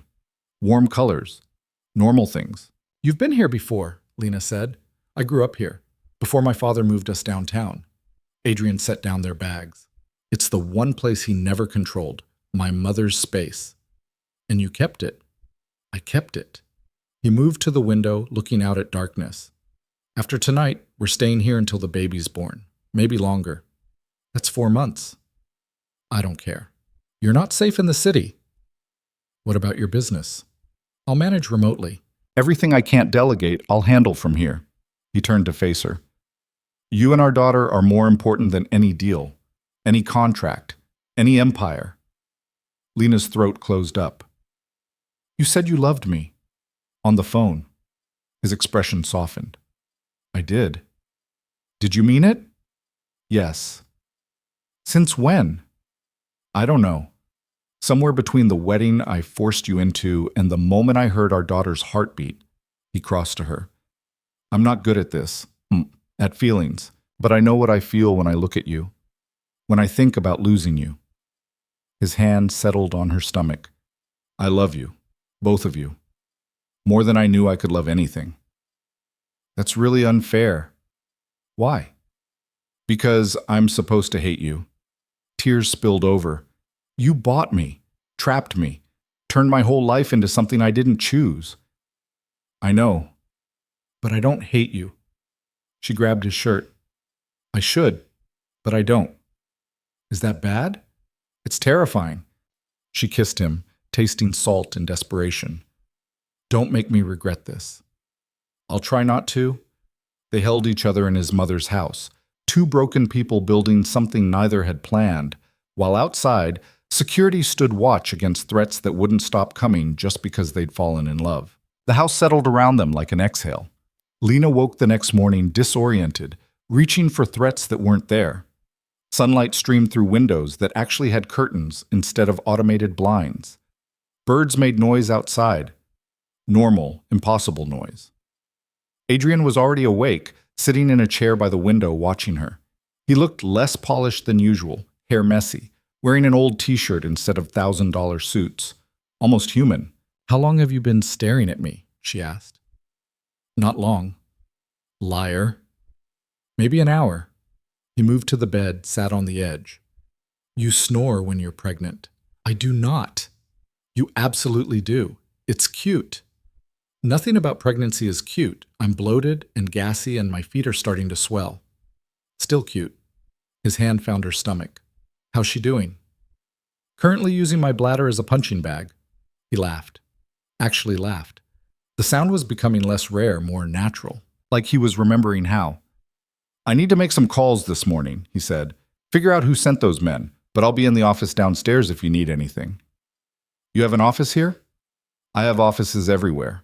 Paranoia is excellent for real estate investment." He kissed her forehead. "Maria's making breakfast. Don't let her force feed you. She gets aggressive with nutrition." He left. Lena lay there for another minute, hand on her stomach, feeling tiny flutters that might have been movement or might have been wishful thinking. Her daughter. Their daughter. Still surreal. She found Maria in a kitchen that belonged in a cooking magazine. Massive island, professional appliances, windows overlooking gardens that actually had plants instead of architectural statements. "You're up," Maria said, flipping something that smelled incredible. "Hungry?" "Starving." "Good. You're eating for two now. Sit." Lena sat. Maria placed a plate in front of her. Eggs, toast, fruit arranged like artwork. "Too pretty to eat." "This is his mother's house," Maria said, pouring coffee. "He doesn't bring people here. Ever. He told me." "Did he tell you why?" "His father didn't control this place." "It was more than that. This was the only place his mother could be herself. After she died, Adrian kept it exactly as she left it, down to the dishes in the cabinets." Lena looked around with new eyes, seeing the woman who'd lived here, loved here, died too young. What was she like? Kind. Too kind for Gregory Voss.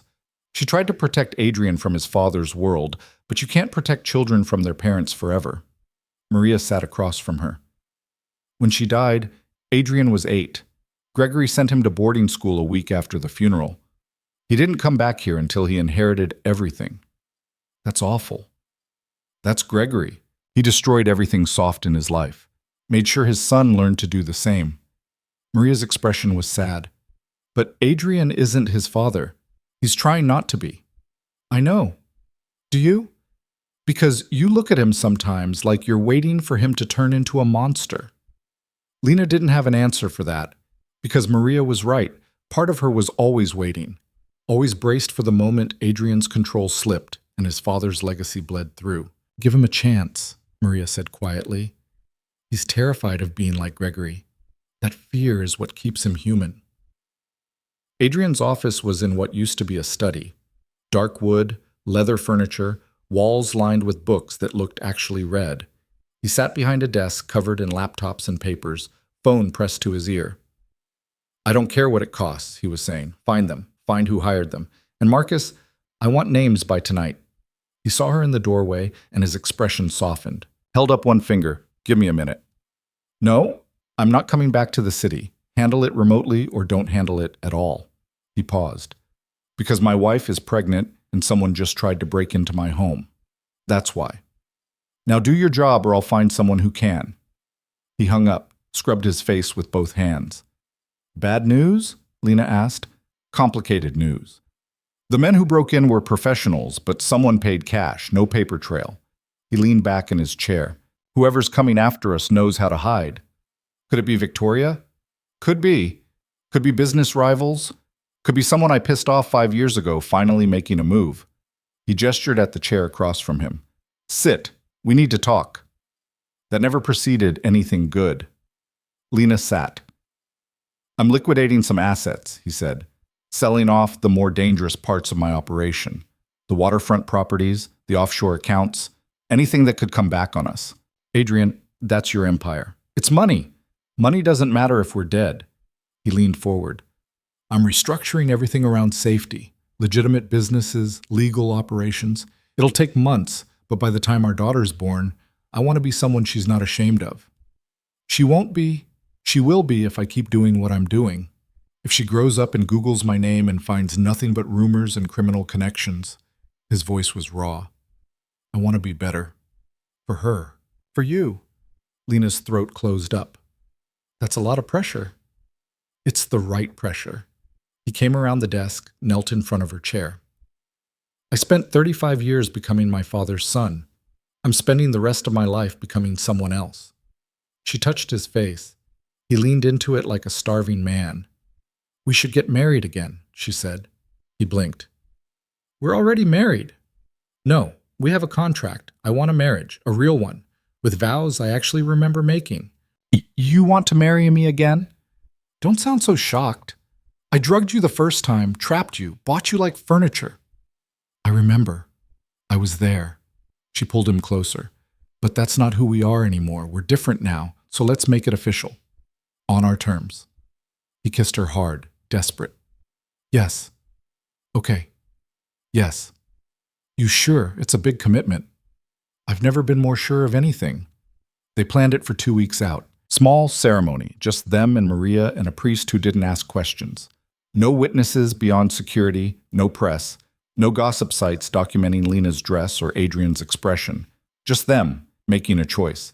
Lena's mother wanted to come, but Dr. Patterson advised against travel. Her latest scans showed remission holding, but her immune system was still fragile. So they video called instead, Lena's mother crying through the screen while Lena tried on dresses. You look beautiful, her mother said. I look pregnant. You look happy. That's what matters. Was she happy? Lena examined the question. 6 months ago, she'd been running on empty, one paycheck from disaster. Now she was in a safe house outside the city, carrying a man's baby, planning a wedding that was technically a renewal of vows she didn't remember making. Happy felt like the wrong word, but something close to it, something warmer, less terrified. Yeah, she said. I think I am. Adrian threw himself into wedding planning with intensity usually reserved for hostile takeovers. He found a priest, arranged flowers, hired someone to make a cake. Argued with Maria about table settings like it mattered. It's just us, Lena pointed out. We don't need 12-place settings. We need it to be perfect. Why? Because the first time wasn't. I need to do this right. She understood that. The need to overwrite bad memories with better ones. To prove that endings could be rewritten if you worked hard enough. 2 days before the ceremony, Marcus called with news. Adrian took it in his office, door closed. Lena heard his voice rise, then fall, then go silent. When he emerged, his expression was stone. They found who hired the men. Who? My uncle. Gregory's brother. Adrian's hands were shaking. Richard Voss. He's been after the company since my father died. Thought if he could scare you away, I'd lose focus. Make mistakes. What are you going to do? Handle it. How? You don't want to know. Adrian, I say, I'm handling it. His voice was steel. He threatened you. Our daughter. There are consequences for that. He left that afternoon with 4 security guards. Came back 6 hours later looking exhausted. Is he dead? Lena asked. No. But he's leaving the country, permanently. And if he comes back... Adrian stopped. He won't come back. She should have been horrified. Should have demanded details, insisted on involvement. Instead, she just felt relieved. The threat was gone. They could breathe. Thank you, she said. You're thanking me for threatening my uncle? I'm thanking you for keeping us safe. He pulled her close, face buried in her hair. I'll always keep you safe. No matter what it costs. The wedding day dawned clear and warm. Maria woke Lena at 8 with coffee and panic. The flowers are wrong. The florist sent white roses instead of ivory. Adrian's having a breakdown. They're roses. Who cares what shade of white? Adrian cares, deeply. Maria was already texting someone. Get in the shower, I'll handle the flowers. The dress was simple, cream silk fitted through the bodice, flowing over her bump. Nothing like the designer nightmare from the gala. This was hers, chosen by her. Paid for with Adrian's money, but that was unavoidable. She did her own makeup, let Maria handle her hair, stood in front of the mirror and barely recognized herself. 6 months. That's all it had taken to become someone new. Adrian waited in the garden. Actually waited this time, instead of ambushing her while drugged. He wore a dark suit, no tie, looking nervous in a way she'd never seen him. The priest was older, kind-eyed, the type who'd married hundreds of couples and stopped being surprised by anything. "Ready?" he asked. Adrian looked at Lena. "Are you?" "Yeah, I am." The ceremony was short. Simple vows about love and partnership and choosing each other. No mention of contracts or obligations or mothers who made desperate deals. Just two people promising to try. When the priest said they could kiss, Adrian pulled her close and whispered, "Hi, wife." "Hi, husband." The kiss was gentle. Different from their first kiss at a wedding neither remembered. This one mattered. Maria cried through the whole thing. Even the security guards looked misty. Afterward, they had lunch in the garden. Cake that was too sweet, champagne Lena couldn't drink, food that tasted like celebration. The sun was warm. The air smelled like flowers. Everything felt suspended in amber, perfect and temporary and precious. "I have something for you," Adrian said after they ate. He handed her a folder. She opened it cautiously. Inside were legal documents, pages and pages of them. She scanned the first page and her breath caught. "This is your freedom." Adrian's expression was serious. "The original contract your mother signed, I'm voiding it. You're not bound to me anymore, not by debt, not by obligation. If you want to leave, you can leave. Take half of everything I own. I'll support you and our daughter forever. But the choice is yours." Lena stared at the papers. Her signature line was blank, waiting. "You're letting me go. I'm giving you a choice, the one I took away." He took her hand. "I love you. I want you to stay, but I need to know you're choosing this, choosing us, not because you're trapped, but because you want to be here." Her hands shook. 6 months ago, this would have been an escape route, freedom in paper form, everything she'd wanted. Now it just felt like a test she didn't want to take. "What if I sign it?" she asked. "What if I walk away?" "Then I let you go, and I spend the rest of my life regretting every decision that brought us here." "And the baby?" "I'd still be her father. I'd still support both of you, but I wouldn't trap you into staying." His eyes held hers. "I'm not my father, Lena. I won't keep someone who doesn't want to be kept." She looked at the papers, at her blank signature line, at the man who'd bought her and was now setting her free. "You're an idiot," she said. "Probably."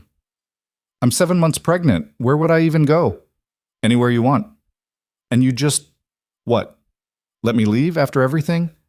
"After everything," he confirmed. She set down the papers, took his face in her hands. "I'm not leaving." "You're sure?" "I'm not signing those papers. I'm staying with you. By choice." She kissed him. "You're stuck with me now. Hope you're ready for that." His arms came around her, holding tight. "I'm ready." They spent the rest of the day doing nothing, sitting in the garden, talking about names and nursery colors and all the normal things people planning futures discuss. For a few hours, they weren't Adrian Voss and the wife he'd bought. They were just Adrian and Lena, expecting their first child, terrified and hopeful in equal measure. That night, Lena woke to Adrian talking in his sleep. Not nightmares exactly, more like anxious mumbling. She caught words like protect and safe and don't leave. She touched his shoulder. He jerked awake, disoriented. "You were dreaming," she said. "Sorry. Did I wake you?" "You were talking about keeping us safe." He sat up, running hands through his hair. "I keep having the same dream. Someone takes you, our daughter. I can't find you. I search everywhere, but you're just gone." "We're right here." "I know, but my brain doesn't believe it yet." He looked at her in the darkness. "What if I can't protect you? What if someone gets through security, through all my precautions? Then we deal with it together." "You're not worried?" "I'm terrified. But worrying doesn't keep us safer. It just makes us miserable now. She took his hand, placed it on her stomach. Feel that? A tiny kick. Their daughter making her presence known. She's strong, Adrian whispered. She's a Voss. Of course she's strong. He leaned down, kissed Lena's stomach. Hi, baby girl. Your dad's a mess. Sorry about that. Another kick, stronger. I think she's saying it's okay, Lena said. Or she's saying I should shut up and let her sleep. They lay back down, Adrian's arm around her, hand on her bump. Slowly, his breathing evened out. No more anxious mumbling. Just sleep. Lena stayed awake longer, feeling her daughter move, watching moonlight paint patterns on the ceiling, thinking about papers she didn't sign and freedom she didn't take, and choices that mattered. 6 months ago, she'd had no choices. Now she had all of them. And she chose this. The next few weeks settled into routine. Adrian worked remotely, video conferences that lasted hours. Lena read baby books and argued with Maria about whether cloth diapers were worth the hassle. They took walks around the property's perimeter, security following at a distance. Normal life in a very abnormal situation. At 30 weeks, Lena started feeling wrong. Not sick exactly, just off. Pressure in her abdomen that wouldn't ease, exhaustion that sleep didn't fix. It's probably normal, she told Adrian. Everything makes you tired when you're pregnant. Call the doctor anyway. I'm fine. Lena, call the doctor. She did, mostly to stop his hovering. Dr. Reeves listened to her symptoms and said to come in immediately. Immediately meaning today or immediately meaning eventually? Lena asked. Immediately meaning get in the car now. Adrian drove like a man escaping crime scenes. They made the hour trip to the clinic in 40 minutes. Doctor Reeves met them in the exam room, already pulling up equipment. Let's take a look. The ultrasound showed their daughter exactly where she should be. Wiggling, kicking, completely oblivious to parental panic. Baby's fine, Dr. Reeves said, but your blood pressure is elevated. Have you been stressed? Define stressed. Lena, Adrian said, tell her. Someone broke into our home 3 weeks ago. We've been in hiding since. My husband's restructuring his entire business. My mother's in remission but fragile. I'm growing a person. Define not stressed. Dr. Reeves nodded like this made perfect sense. Your blood pressure is borderline for preeclampsia. I want to monitor you closely. Weekly appointments from here on out. Is the baby okay? Baby's fine, but you need to rest. And by rest, I mean actual rest, not doing lighter housework rest. I don't do housework. We have Maria. Then sit and let Maria do everything. Doctor's orders. Adrian looked relieved. Done. She's on bed rest starting now. I didn't say bed rest. Close enough. Dr. Reeves made notes. Any swelling in your hands or feet? Headaches? Vision changes? Some swelling. My rings don't fit anymore. That's normal. But tell me immediately if it gets worse, or if you have sudden headaches, see spots, anything unusual. They left with instructions and fear. Adrian drove more carefully on the return trip, like sudden movements might break something. I'm fine, Lena said. You're not fine. Your blood pressure is high. It's borderline high. There's a difference. Not to me. His hands were white on the steering wheel. What if something happens? What if we're too far from the hospital?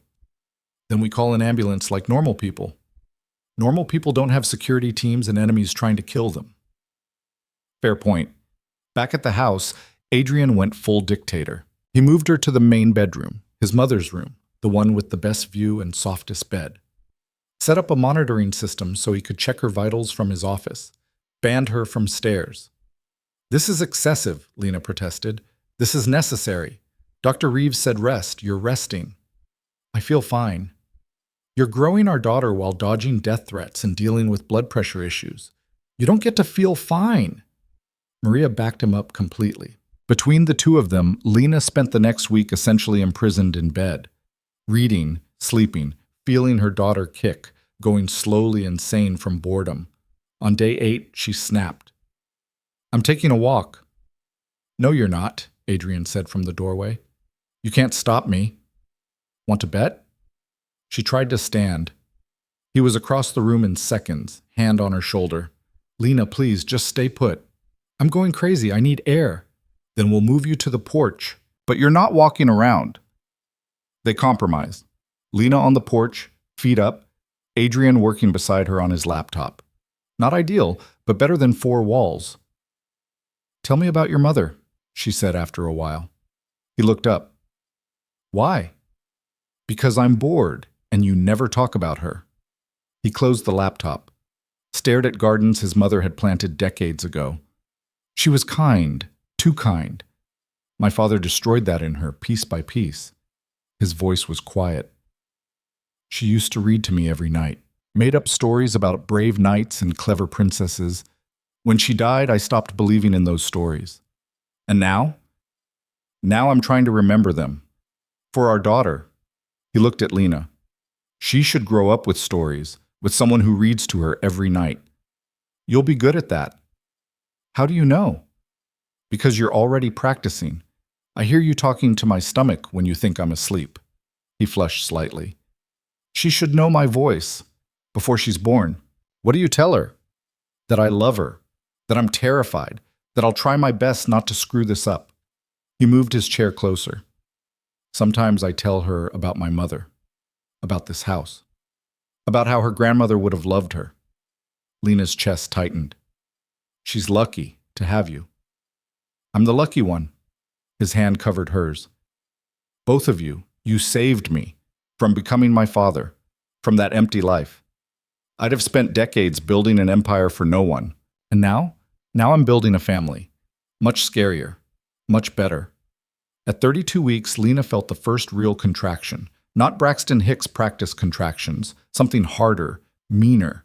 It stole her breath. Adrian? He was up immediately. What's wrong? I don't know. That felt... Another one hit. Definitely not normal. He had his phone out, already calling. We're coming in. Now. I don't care if it's early. Something's wrong. The drive was a blur. Lena focused on breathing through contractions that kept coming. Too early. Way too early. Their daughter needed more time. Dr. Reeves met them at the clinic with a wheelchair and calm efficiency. How far apart are the contractions? 5 minutes, Adrian said. Maybe less. In the exam room, monitors confirmed what Lena already knew. Her body was trying to deliver a baby who wasn't ready. We need to stop this, Dr. Reeves said. I'm admitting you. We'll try medication to halt the contractions. And if that doesn't work, then we deliver. At 32 weeks, baby has good survival odds. But we're going to try everything to keep her cooking longer. The medication made Lena feel like her skin was vibrating. Unpleasant didn't cover it. But it worked. Contractions slowed, then stopped. You're staying here, Dr. Reeves said. On monitors. If this happens again, we need to be ready. For how long? Until you deliver. Whether that's 2 weeks or 8 weeks. Adrian looked pale. She'll be here for 2 months? If that's what it takes to keep baby safe, yes. They set Lena up in a private room that looked more like a hotel than a hospital. Adrian refused to leave, sleeping in a chair beside her bed, waking at every alarm from the monitors.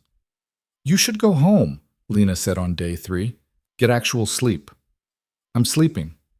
You're sitting in a chair and staring at machines. Same thing. Adrian, I'm not leaving. Stop asking. Maria brought clothes and food. Marcus called with business updates Adrian barely listened to. The world kept spinning outside the clinic while inside time stopped. At 34 weeks, Dr. Reeves examined her and smiled. Good news. Baby's measuring well. If we can get you to 36 weeks, we're in much safer territory. And if I don't make it? Then we deliver and baby spends time in NICU. But every day counts. Lena made it to 35 weeks before her body betrayed her again. This time, the medication didn't stop the contractions. Dr. Reeves came in at 2 a.m. looking serious. We're delivering. Baby's in distress. It's time. Adrian gripped Lena's hand hard enough to bruise. Is she okay? She will be. But we need to move fast. Everything happened in fast forward. Operating room, bright lights, people in masks moving with purpose. Adrian beside her, still holding her hand, looking terrified. I'm right here, he kept saying. I'm not leaving. I'm right here. The surgery was quick, professional. Then a sound split the air, thin, outraged wailing. She's here, someone said. Healthy girl. Lena couldn't see her. They whisked her away to check vitals, clear lungs. Adrian's eyes tracked their daughter across the room like a targeting system. Go, Lena said. Go be with her. I'm not leaving you. I'm fine. She needs you. Go. He kissed her forehead and went. Lena lay there, numb from surgery, listening to her daughter cry and feeling something fundamental shift in the universe. They brought her back wrapped in blankets. So small, 5 pounds, 3 ounces of outrage and perfection. She's perfect, the nurse said, breathing on her own, good color. You did good, Mama. Adrian stood frozen, staring at the bundle in his arms like he'd never seen a baby before. Maybe he hadn't. Not one that was his. She has your nose, Lena whispered. She has your eyes. His voice cracked. Hi, sweetheart. Hi, I'm your dad, and I'm absolutely terrified, but we'll figure it out together, okay? The baby's fist waved, connected with his finger. He made a sound between a laugh and a sob. She's strong, he said. She's a Voss. She's a Carter Voss. He looked at Lena. She should have both names. Both families. Emma Catherine Carter Voss, Lena said, testing it. They'd argued names for weeks, never quite agreeing.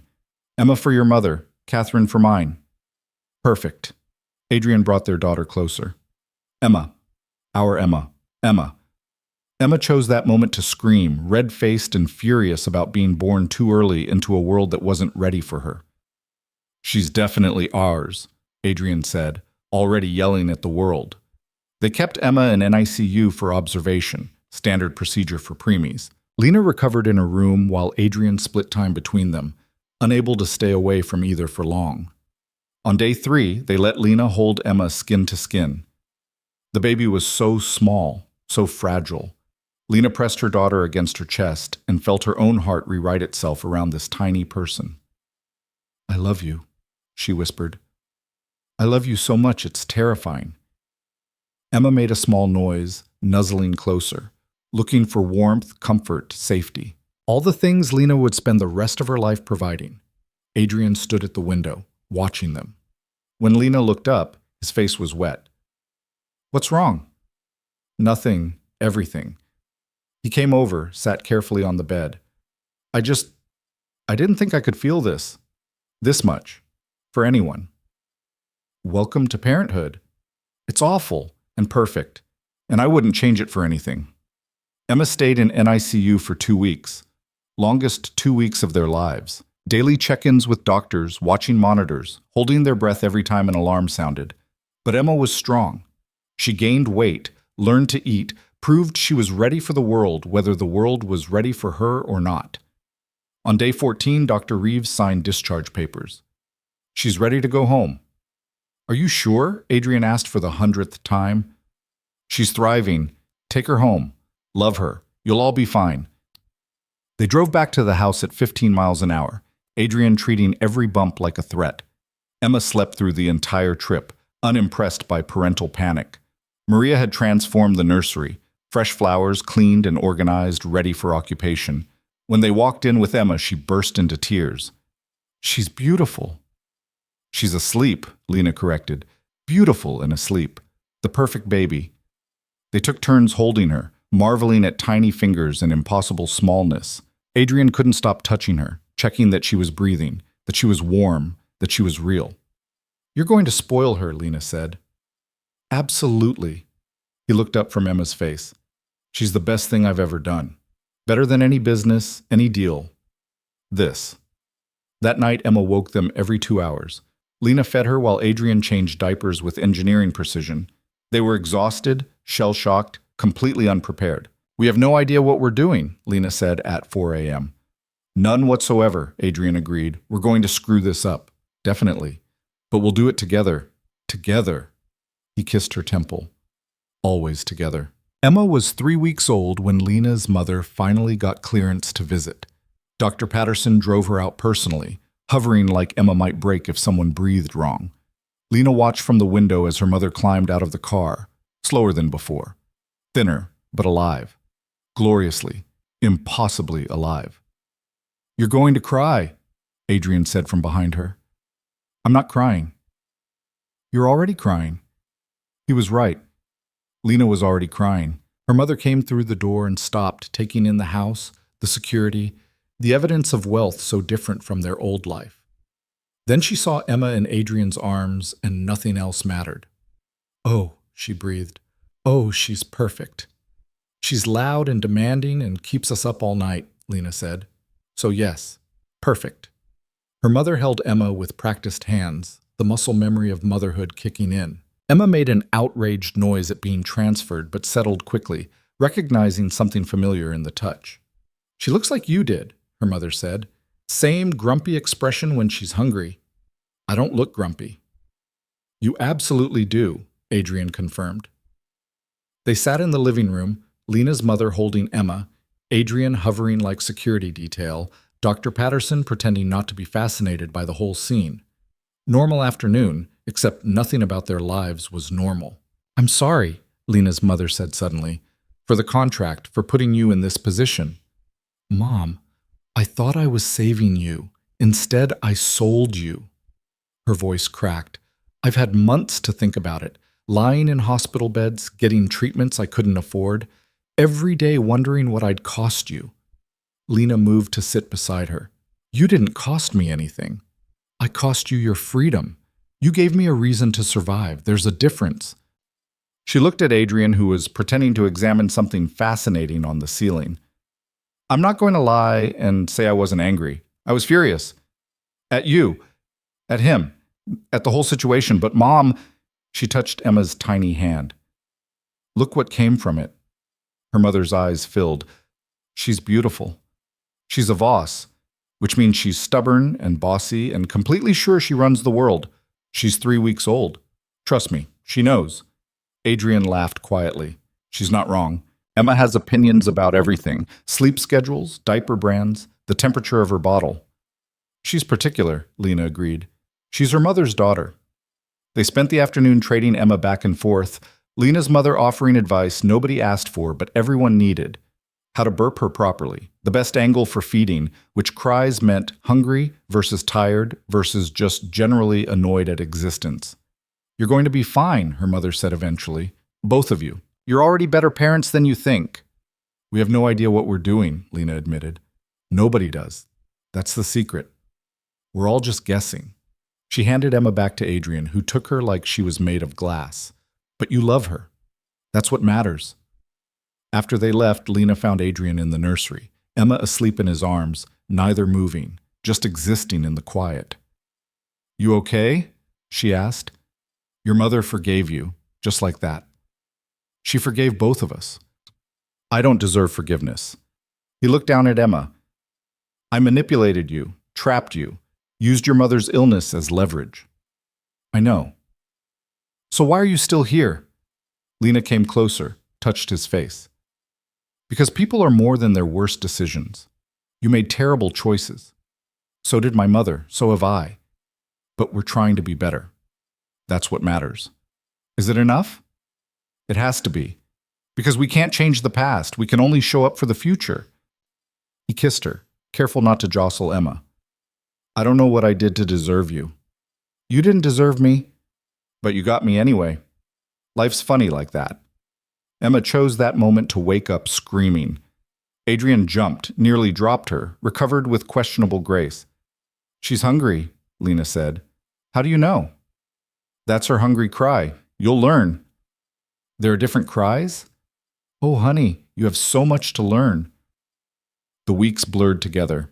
Days measured in feeding schedules and diaper changes and precious minutes of sleep. Adrian threw himself into fatherhood with the same intensity he'd once reserved for business deals. Researching baby development, interviewing pediatricians, installing safety equipment like Emma might suddenly develop the ability to walk and immediately throw herself into danger. "She's 3 months old," Lena said, watching him install corner guards on furniture. "She can't even roll over yet." "She will eventually. I'm being proactive." "You're being paranoid." "Same thing." Marcus called weekly with business updates. Adrian listened with half attention, more concerned with Emma's tummy time than quarterly earnings. The empire he'd built was being handed off piece by piece to people he trusted. Legitimate operations run by legitimate people. Nothing that would make his daughter ashamed. You're walking away from millions, Marcus said during one call. I'm walking towards something better, Adrian replied, Emma doing her impression of a very angry potato on his lap. You've gone soft. I've gone sane. There's a difference. Victoria tried one last time, showed up at the house with photographers and a manufactured scandal about Adrian's past. Security stopped her at the gate. Adrian didn't even bother going to meet her. Aren't you curious what she wants? Lena asked. No. Whatever it is, it doesn't matter.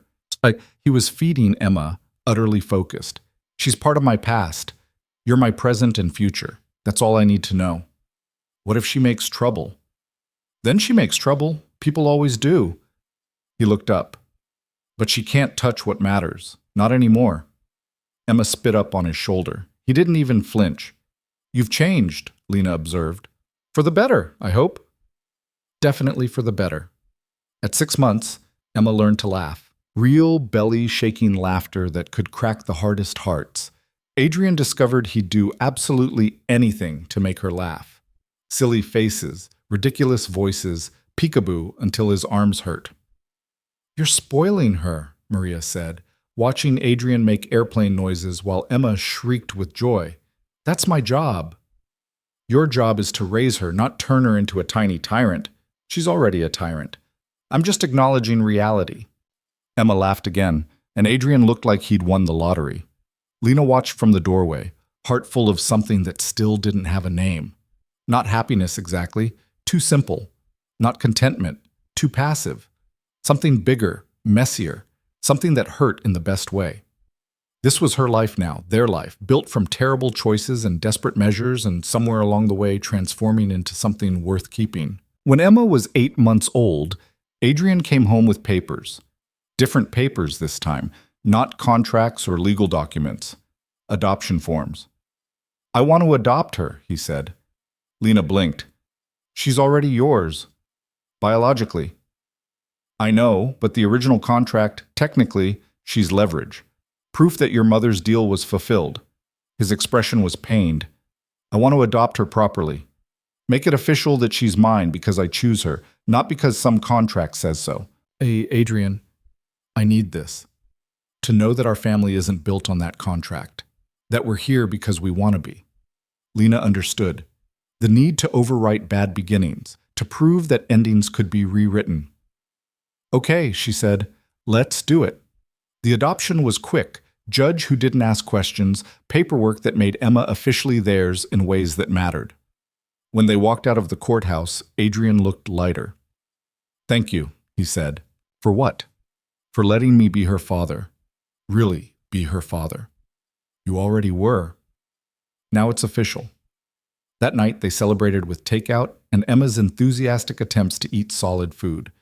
She managed to get more on her face than in her mouth, but nobody cared.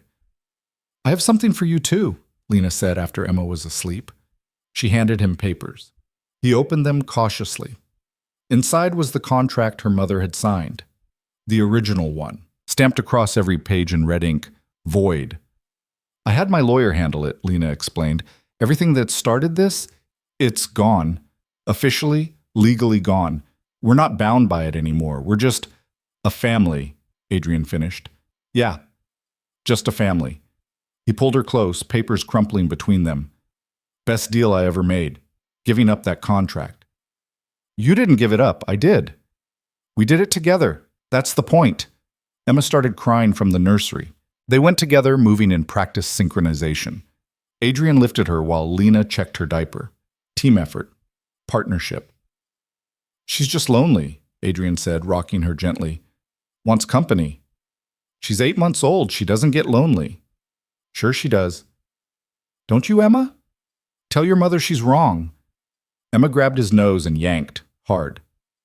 See, Lena said. She agrees with me. She's clearly conflicted. They ended up in bed together. All three of them, Emma between them, grabbing at faces and making the pterodactyl noises she'd recently discovered. Not peaceful, not picture perfect, but real. We should get a bigger bed, Adrian said. We have a bigger bed. She's just taking up all of it. She's 8 months old and weighs 15 pounds. Tell her that. Emma kicked both of them and laughed about it. When Emma turned 1, they had a party. Small thing. Just Maria, Lena's mother, doctor, Patterson, Marcus, and Susan Rodriguez, a few others who'd earned their way into this strange assembled family. Emma smashed cake into her hair and screamed when they tried to clean it off. "She's got personality," Susan observed. "She's got my genes," Adrian said proudly. "That's what I said. Personality." Later, after everyone left and Emma crashed from sugar, Lena found Adrian on the porch, looking at stars. "What are you thinking about?" she asked. "A year ago, I was someone else. Someone who thought contracts and control were the only things that mattered." He pulled her close. "You changed that. Emma changed that." "We didn't change you. You changed yourself." "Semantics. Truth." She looked up at him. "You chose to be different. Nobody forced you." "You made me want to be different. That's the same thing." Emma cried from inside, not upset, just making noise because she could. Adrian started to get up, but Lena stopped him. "She's fine. Just talking to herself." "How do you know?" "Because I know her cries, just like I know yours." "I don't cry." "You absolutely do. Different cries for different things. Your worried cry, your overwhelmed cry, your I love them so much it hurts cry. That's not a real thing?" "You did it yesterday, when Emma took her first steps." He had. 3 stumbling steps before falling on her diaper-padded rear. Adrian had cried openly, not even trying to hide it. "She's growing up too fast," he said now. "That's what they do. Make her stop." "Can't. That's the deal. We keep them safe and love them, and they keep growing anyway. Terrible deal. I want to renegotiate." "Too late. You're stuck now." Emma's noises increased in volume, definitely wanting attention now.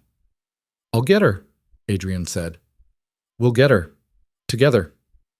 They went inside together, to their daughter, who was already climbing furniture and plotting world domination. To their life that started wrong and somehow ended up right.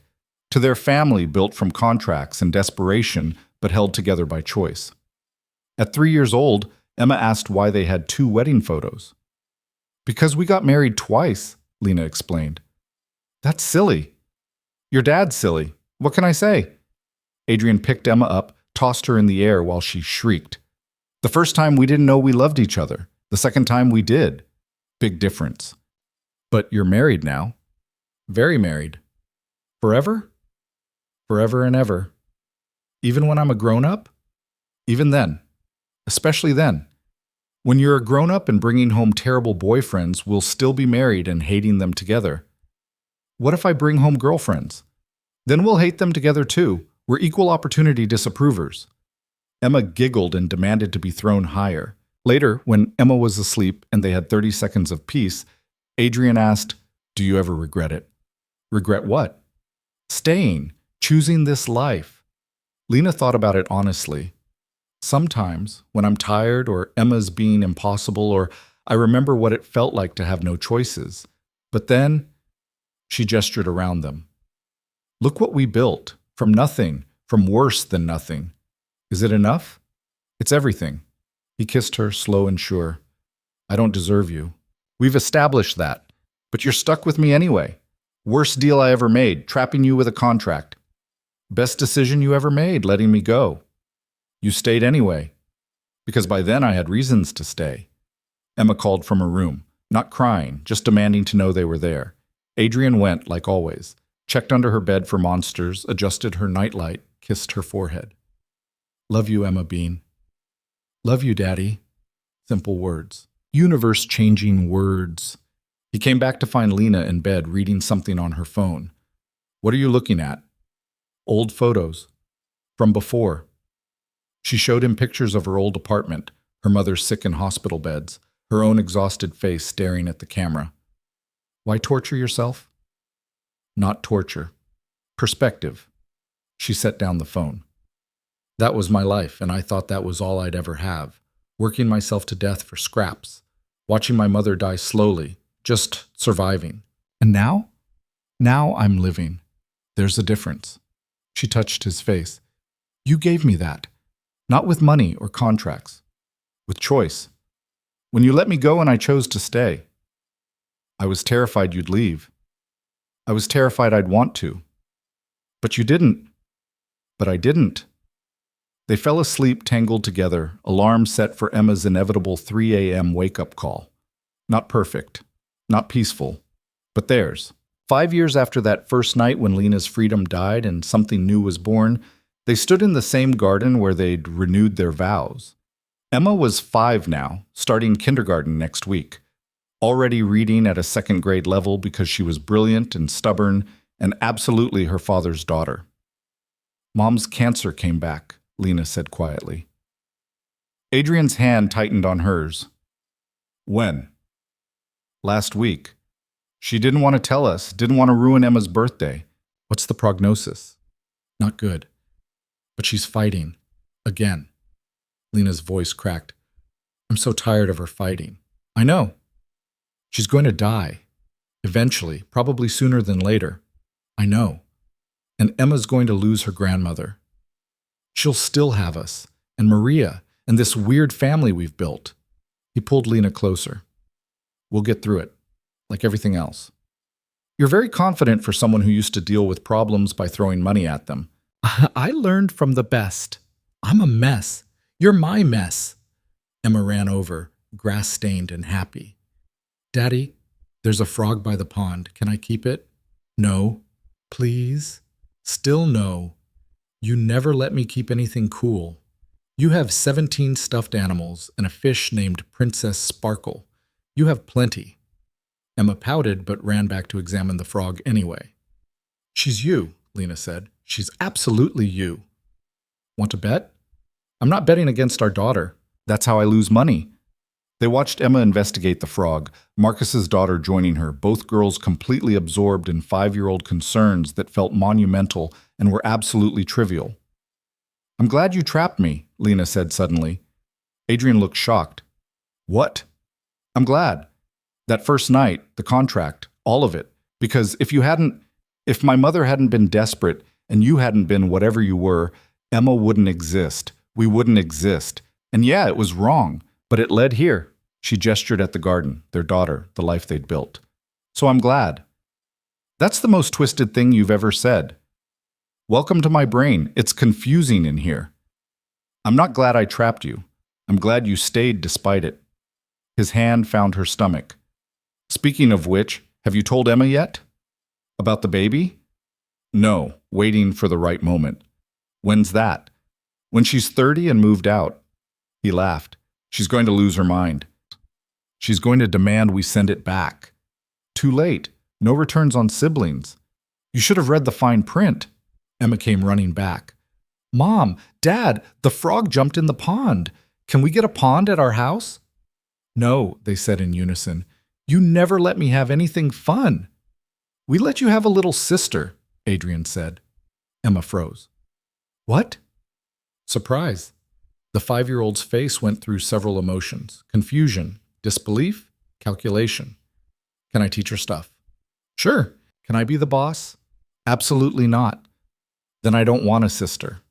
Too bad. She's already ordered. No returns. Emma thought about it. Can I name her? You can suggest names. Then I want her, but only if we also get a frog. Still no on the frog. Life continued in its messy, imperfect way. Lena's mother fought her cancer with everything she had, determined to meet her second grandchild. Emma started kindergarten and came home with stories about friends and enemies and teachers who didn't understand her genius. Adrian restructured his last business holdings, finally walking away from everything that connected him to his father's empire. At night, Lena lay in bed with Adrian's hand on her growing stomach, feeling their second daughter kick. She's strong, Adrian said. She's a Carter Voss, of course she's strong. What should we name her? Emma suggested Princess Frog. That's actually not the worst thing she's suggested. Yesterday she wanted to name her dinosaur. See? Princess Frog is almost reasonable. They laughed quietly, not wanting to wake Emma, who'd snuck into their bed again despite promises to stay in her own room. Thank you, Lena said. For what? For being terrible at this. At parenting and marriage and all of it. That's a weird thing to thank me for. If you were perfect, I'd feel like I was failing, but you're a mess. So we're both messes together. That's very romantic. I'm very romantic.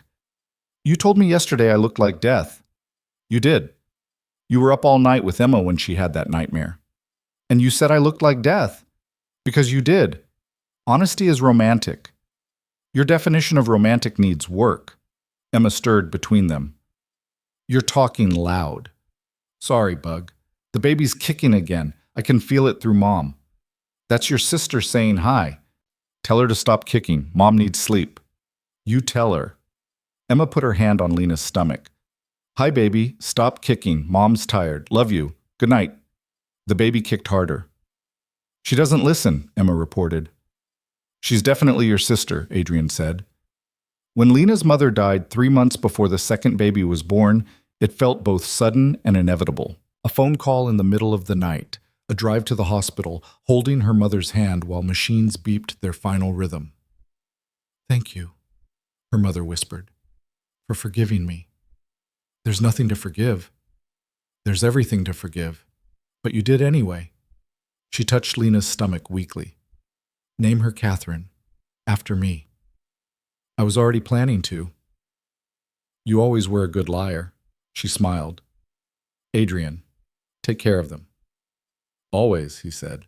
She died 20 minutes later, Emma asleep in the waiting room, unaware that her grandmother had slipped away while she dreamed. The funeral was small. The grief was enormous. Emma didn't understand why Grandma wasn't coming back. Lena tried to explain death to a 5-year-old and failed miserably. Adrian tried too, did slightly better, still ended with Emma crying herself to sleep. We're bad at this, Lena said that night. The worst. Our kids are going to need so much therapy. At least they'll have each other. Catherine Rose Carter Voss was born 6 weeks early, screaming into the world like her sister before her. Healthy, angry, absolutely sure she ran the place. Emma met her sister with deep suspicion. She's really small. You were too once. But I got bigger. She will too. Will she be cooler than me? Impossible. You're the coolest. Emma considered this. Can I hold her? They arranged Catherine in Emma's arms carefully. The baby looked up at her big sister with unfocused eyes. Hi, Emma whispered. I'm Emma. I'm your sister. I'm going to teach you everything, except the bad stuff. Mom and Dad will be mad if I teach you the bad stuff. Catherine grabbed Emma's finger. She likes me, Emma reported, awed. She loves you, Lena corrected. That's basically the same thing. Adrian took a photo, Emma holding Catherine, both girls with identical serious expressions. Family. Imperfect and messy and absolutely real. That night, after both girls were finally asleep, Adrian found Lena on the porch where they'd had so many conversations. Your mother would be proud, he said. Of what? Barely keeping these kids alive? Of you. Of us. Of this family we built from absolutely nothing. Lena leaned into him. We had something. We had desperation and love and stubbornness. Terrible foundation. Best foundation. She looked up at him. You know what I realized? That contract, the one my mother signed, the one that started this whole mess, it wasn't the worst thing that ever happened to me. It wasn't? No, the worst thing would have been never meeting you, never having Emma or Catherine, never building this ridiculous, chaotic family. She touched his face. So yeah, I'm glad she signed it, even though it was wrong, even though we both made terrible choices, because look where we ended up. Here, together, choosing each other every single day. That's the real marriage, Adrian said, not the contract, not even the ceremony, just choosing each other over and over. Even when we're terrible at it, especially then, Emma called from inside, Mom, Dad, Catherine's crying again. Your turn, they said simultaneously. I got her last time. No, you didn't, I did. We could both go. Revolutionary concept, let's try it. They went inside together to their daughters who needed them, to their life that nobody planned but everyone chose, to their family built from contracts and desperation but held together by something stronger than either. Love wasn't the whole story. Love was just the beginning. The real story was in the choosing, in the waking up every day and deciding to stay, to try, to be better than yesterday. The real story was in the mistakes they made and the grace they gave each other for making them. In the nights they held each other while babies screamed and wondered what the hell they'd gotten themselves into. In the mornings they woke up exhausted and chose to keep going anyway. Years later, when Emma was grown and Catherine was in college and Adrian's hair had gone gray and Lena's hands had lines from a lifetime of work, when they sat on that same porch and watched grandchildren they never imagined having, someone would ask them how they made it work. And they'd look at each other and laugh, because the truth was, they didn't make it work. They just showed up. Every day. Even when it was hard. Especially when it was hard. They chose each other when choosing was difficult, and stayed when leaving would have been easier, and built something real from the wreckage of something that should have destroyed them both. That was the story. Not the contract or the forced marriage or the pregnancy that changed everything. The story was in the choice. Every single day, the choice. And they kept choosing each other, right up until the end.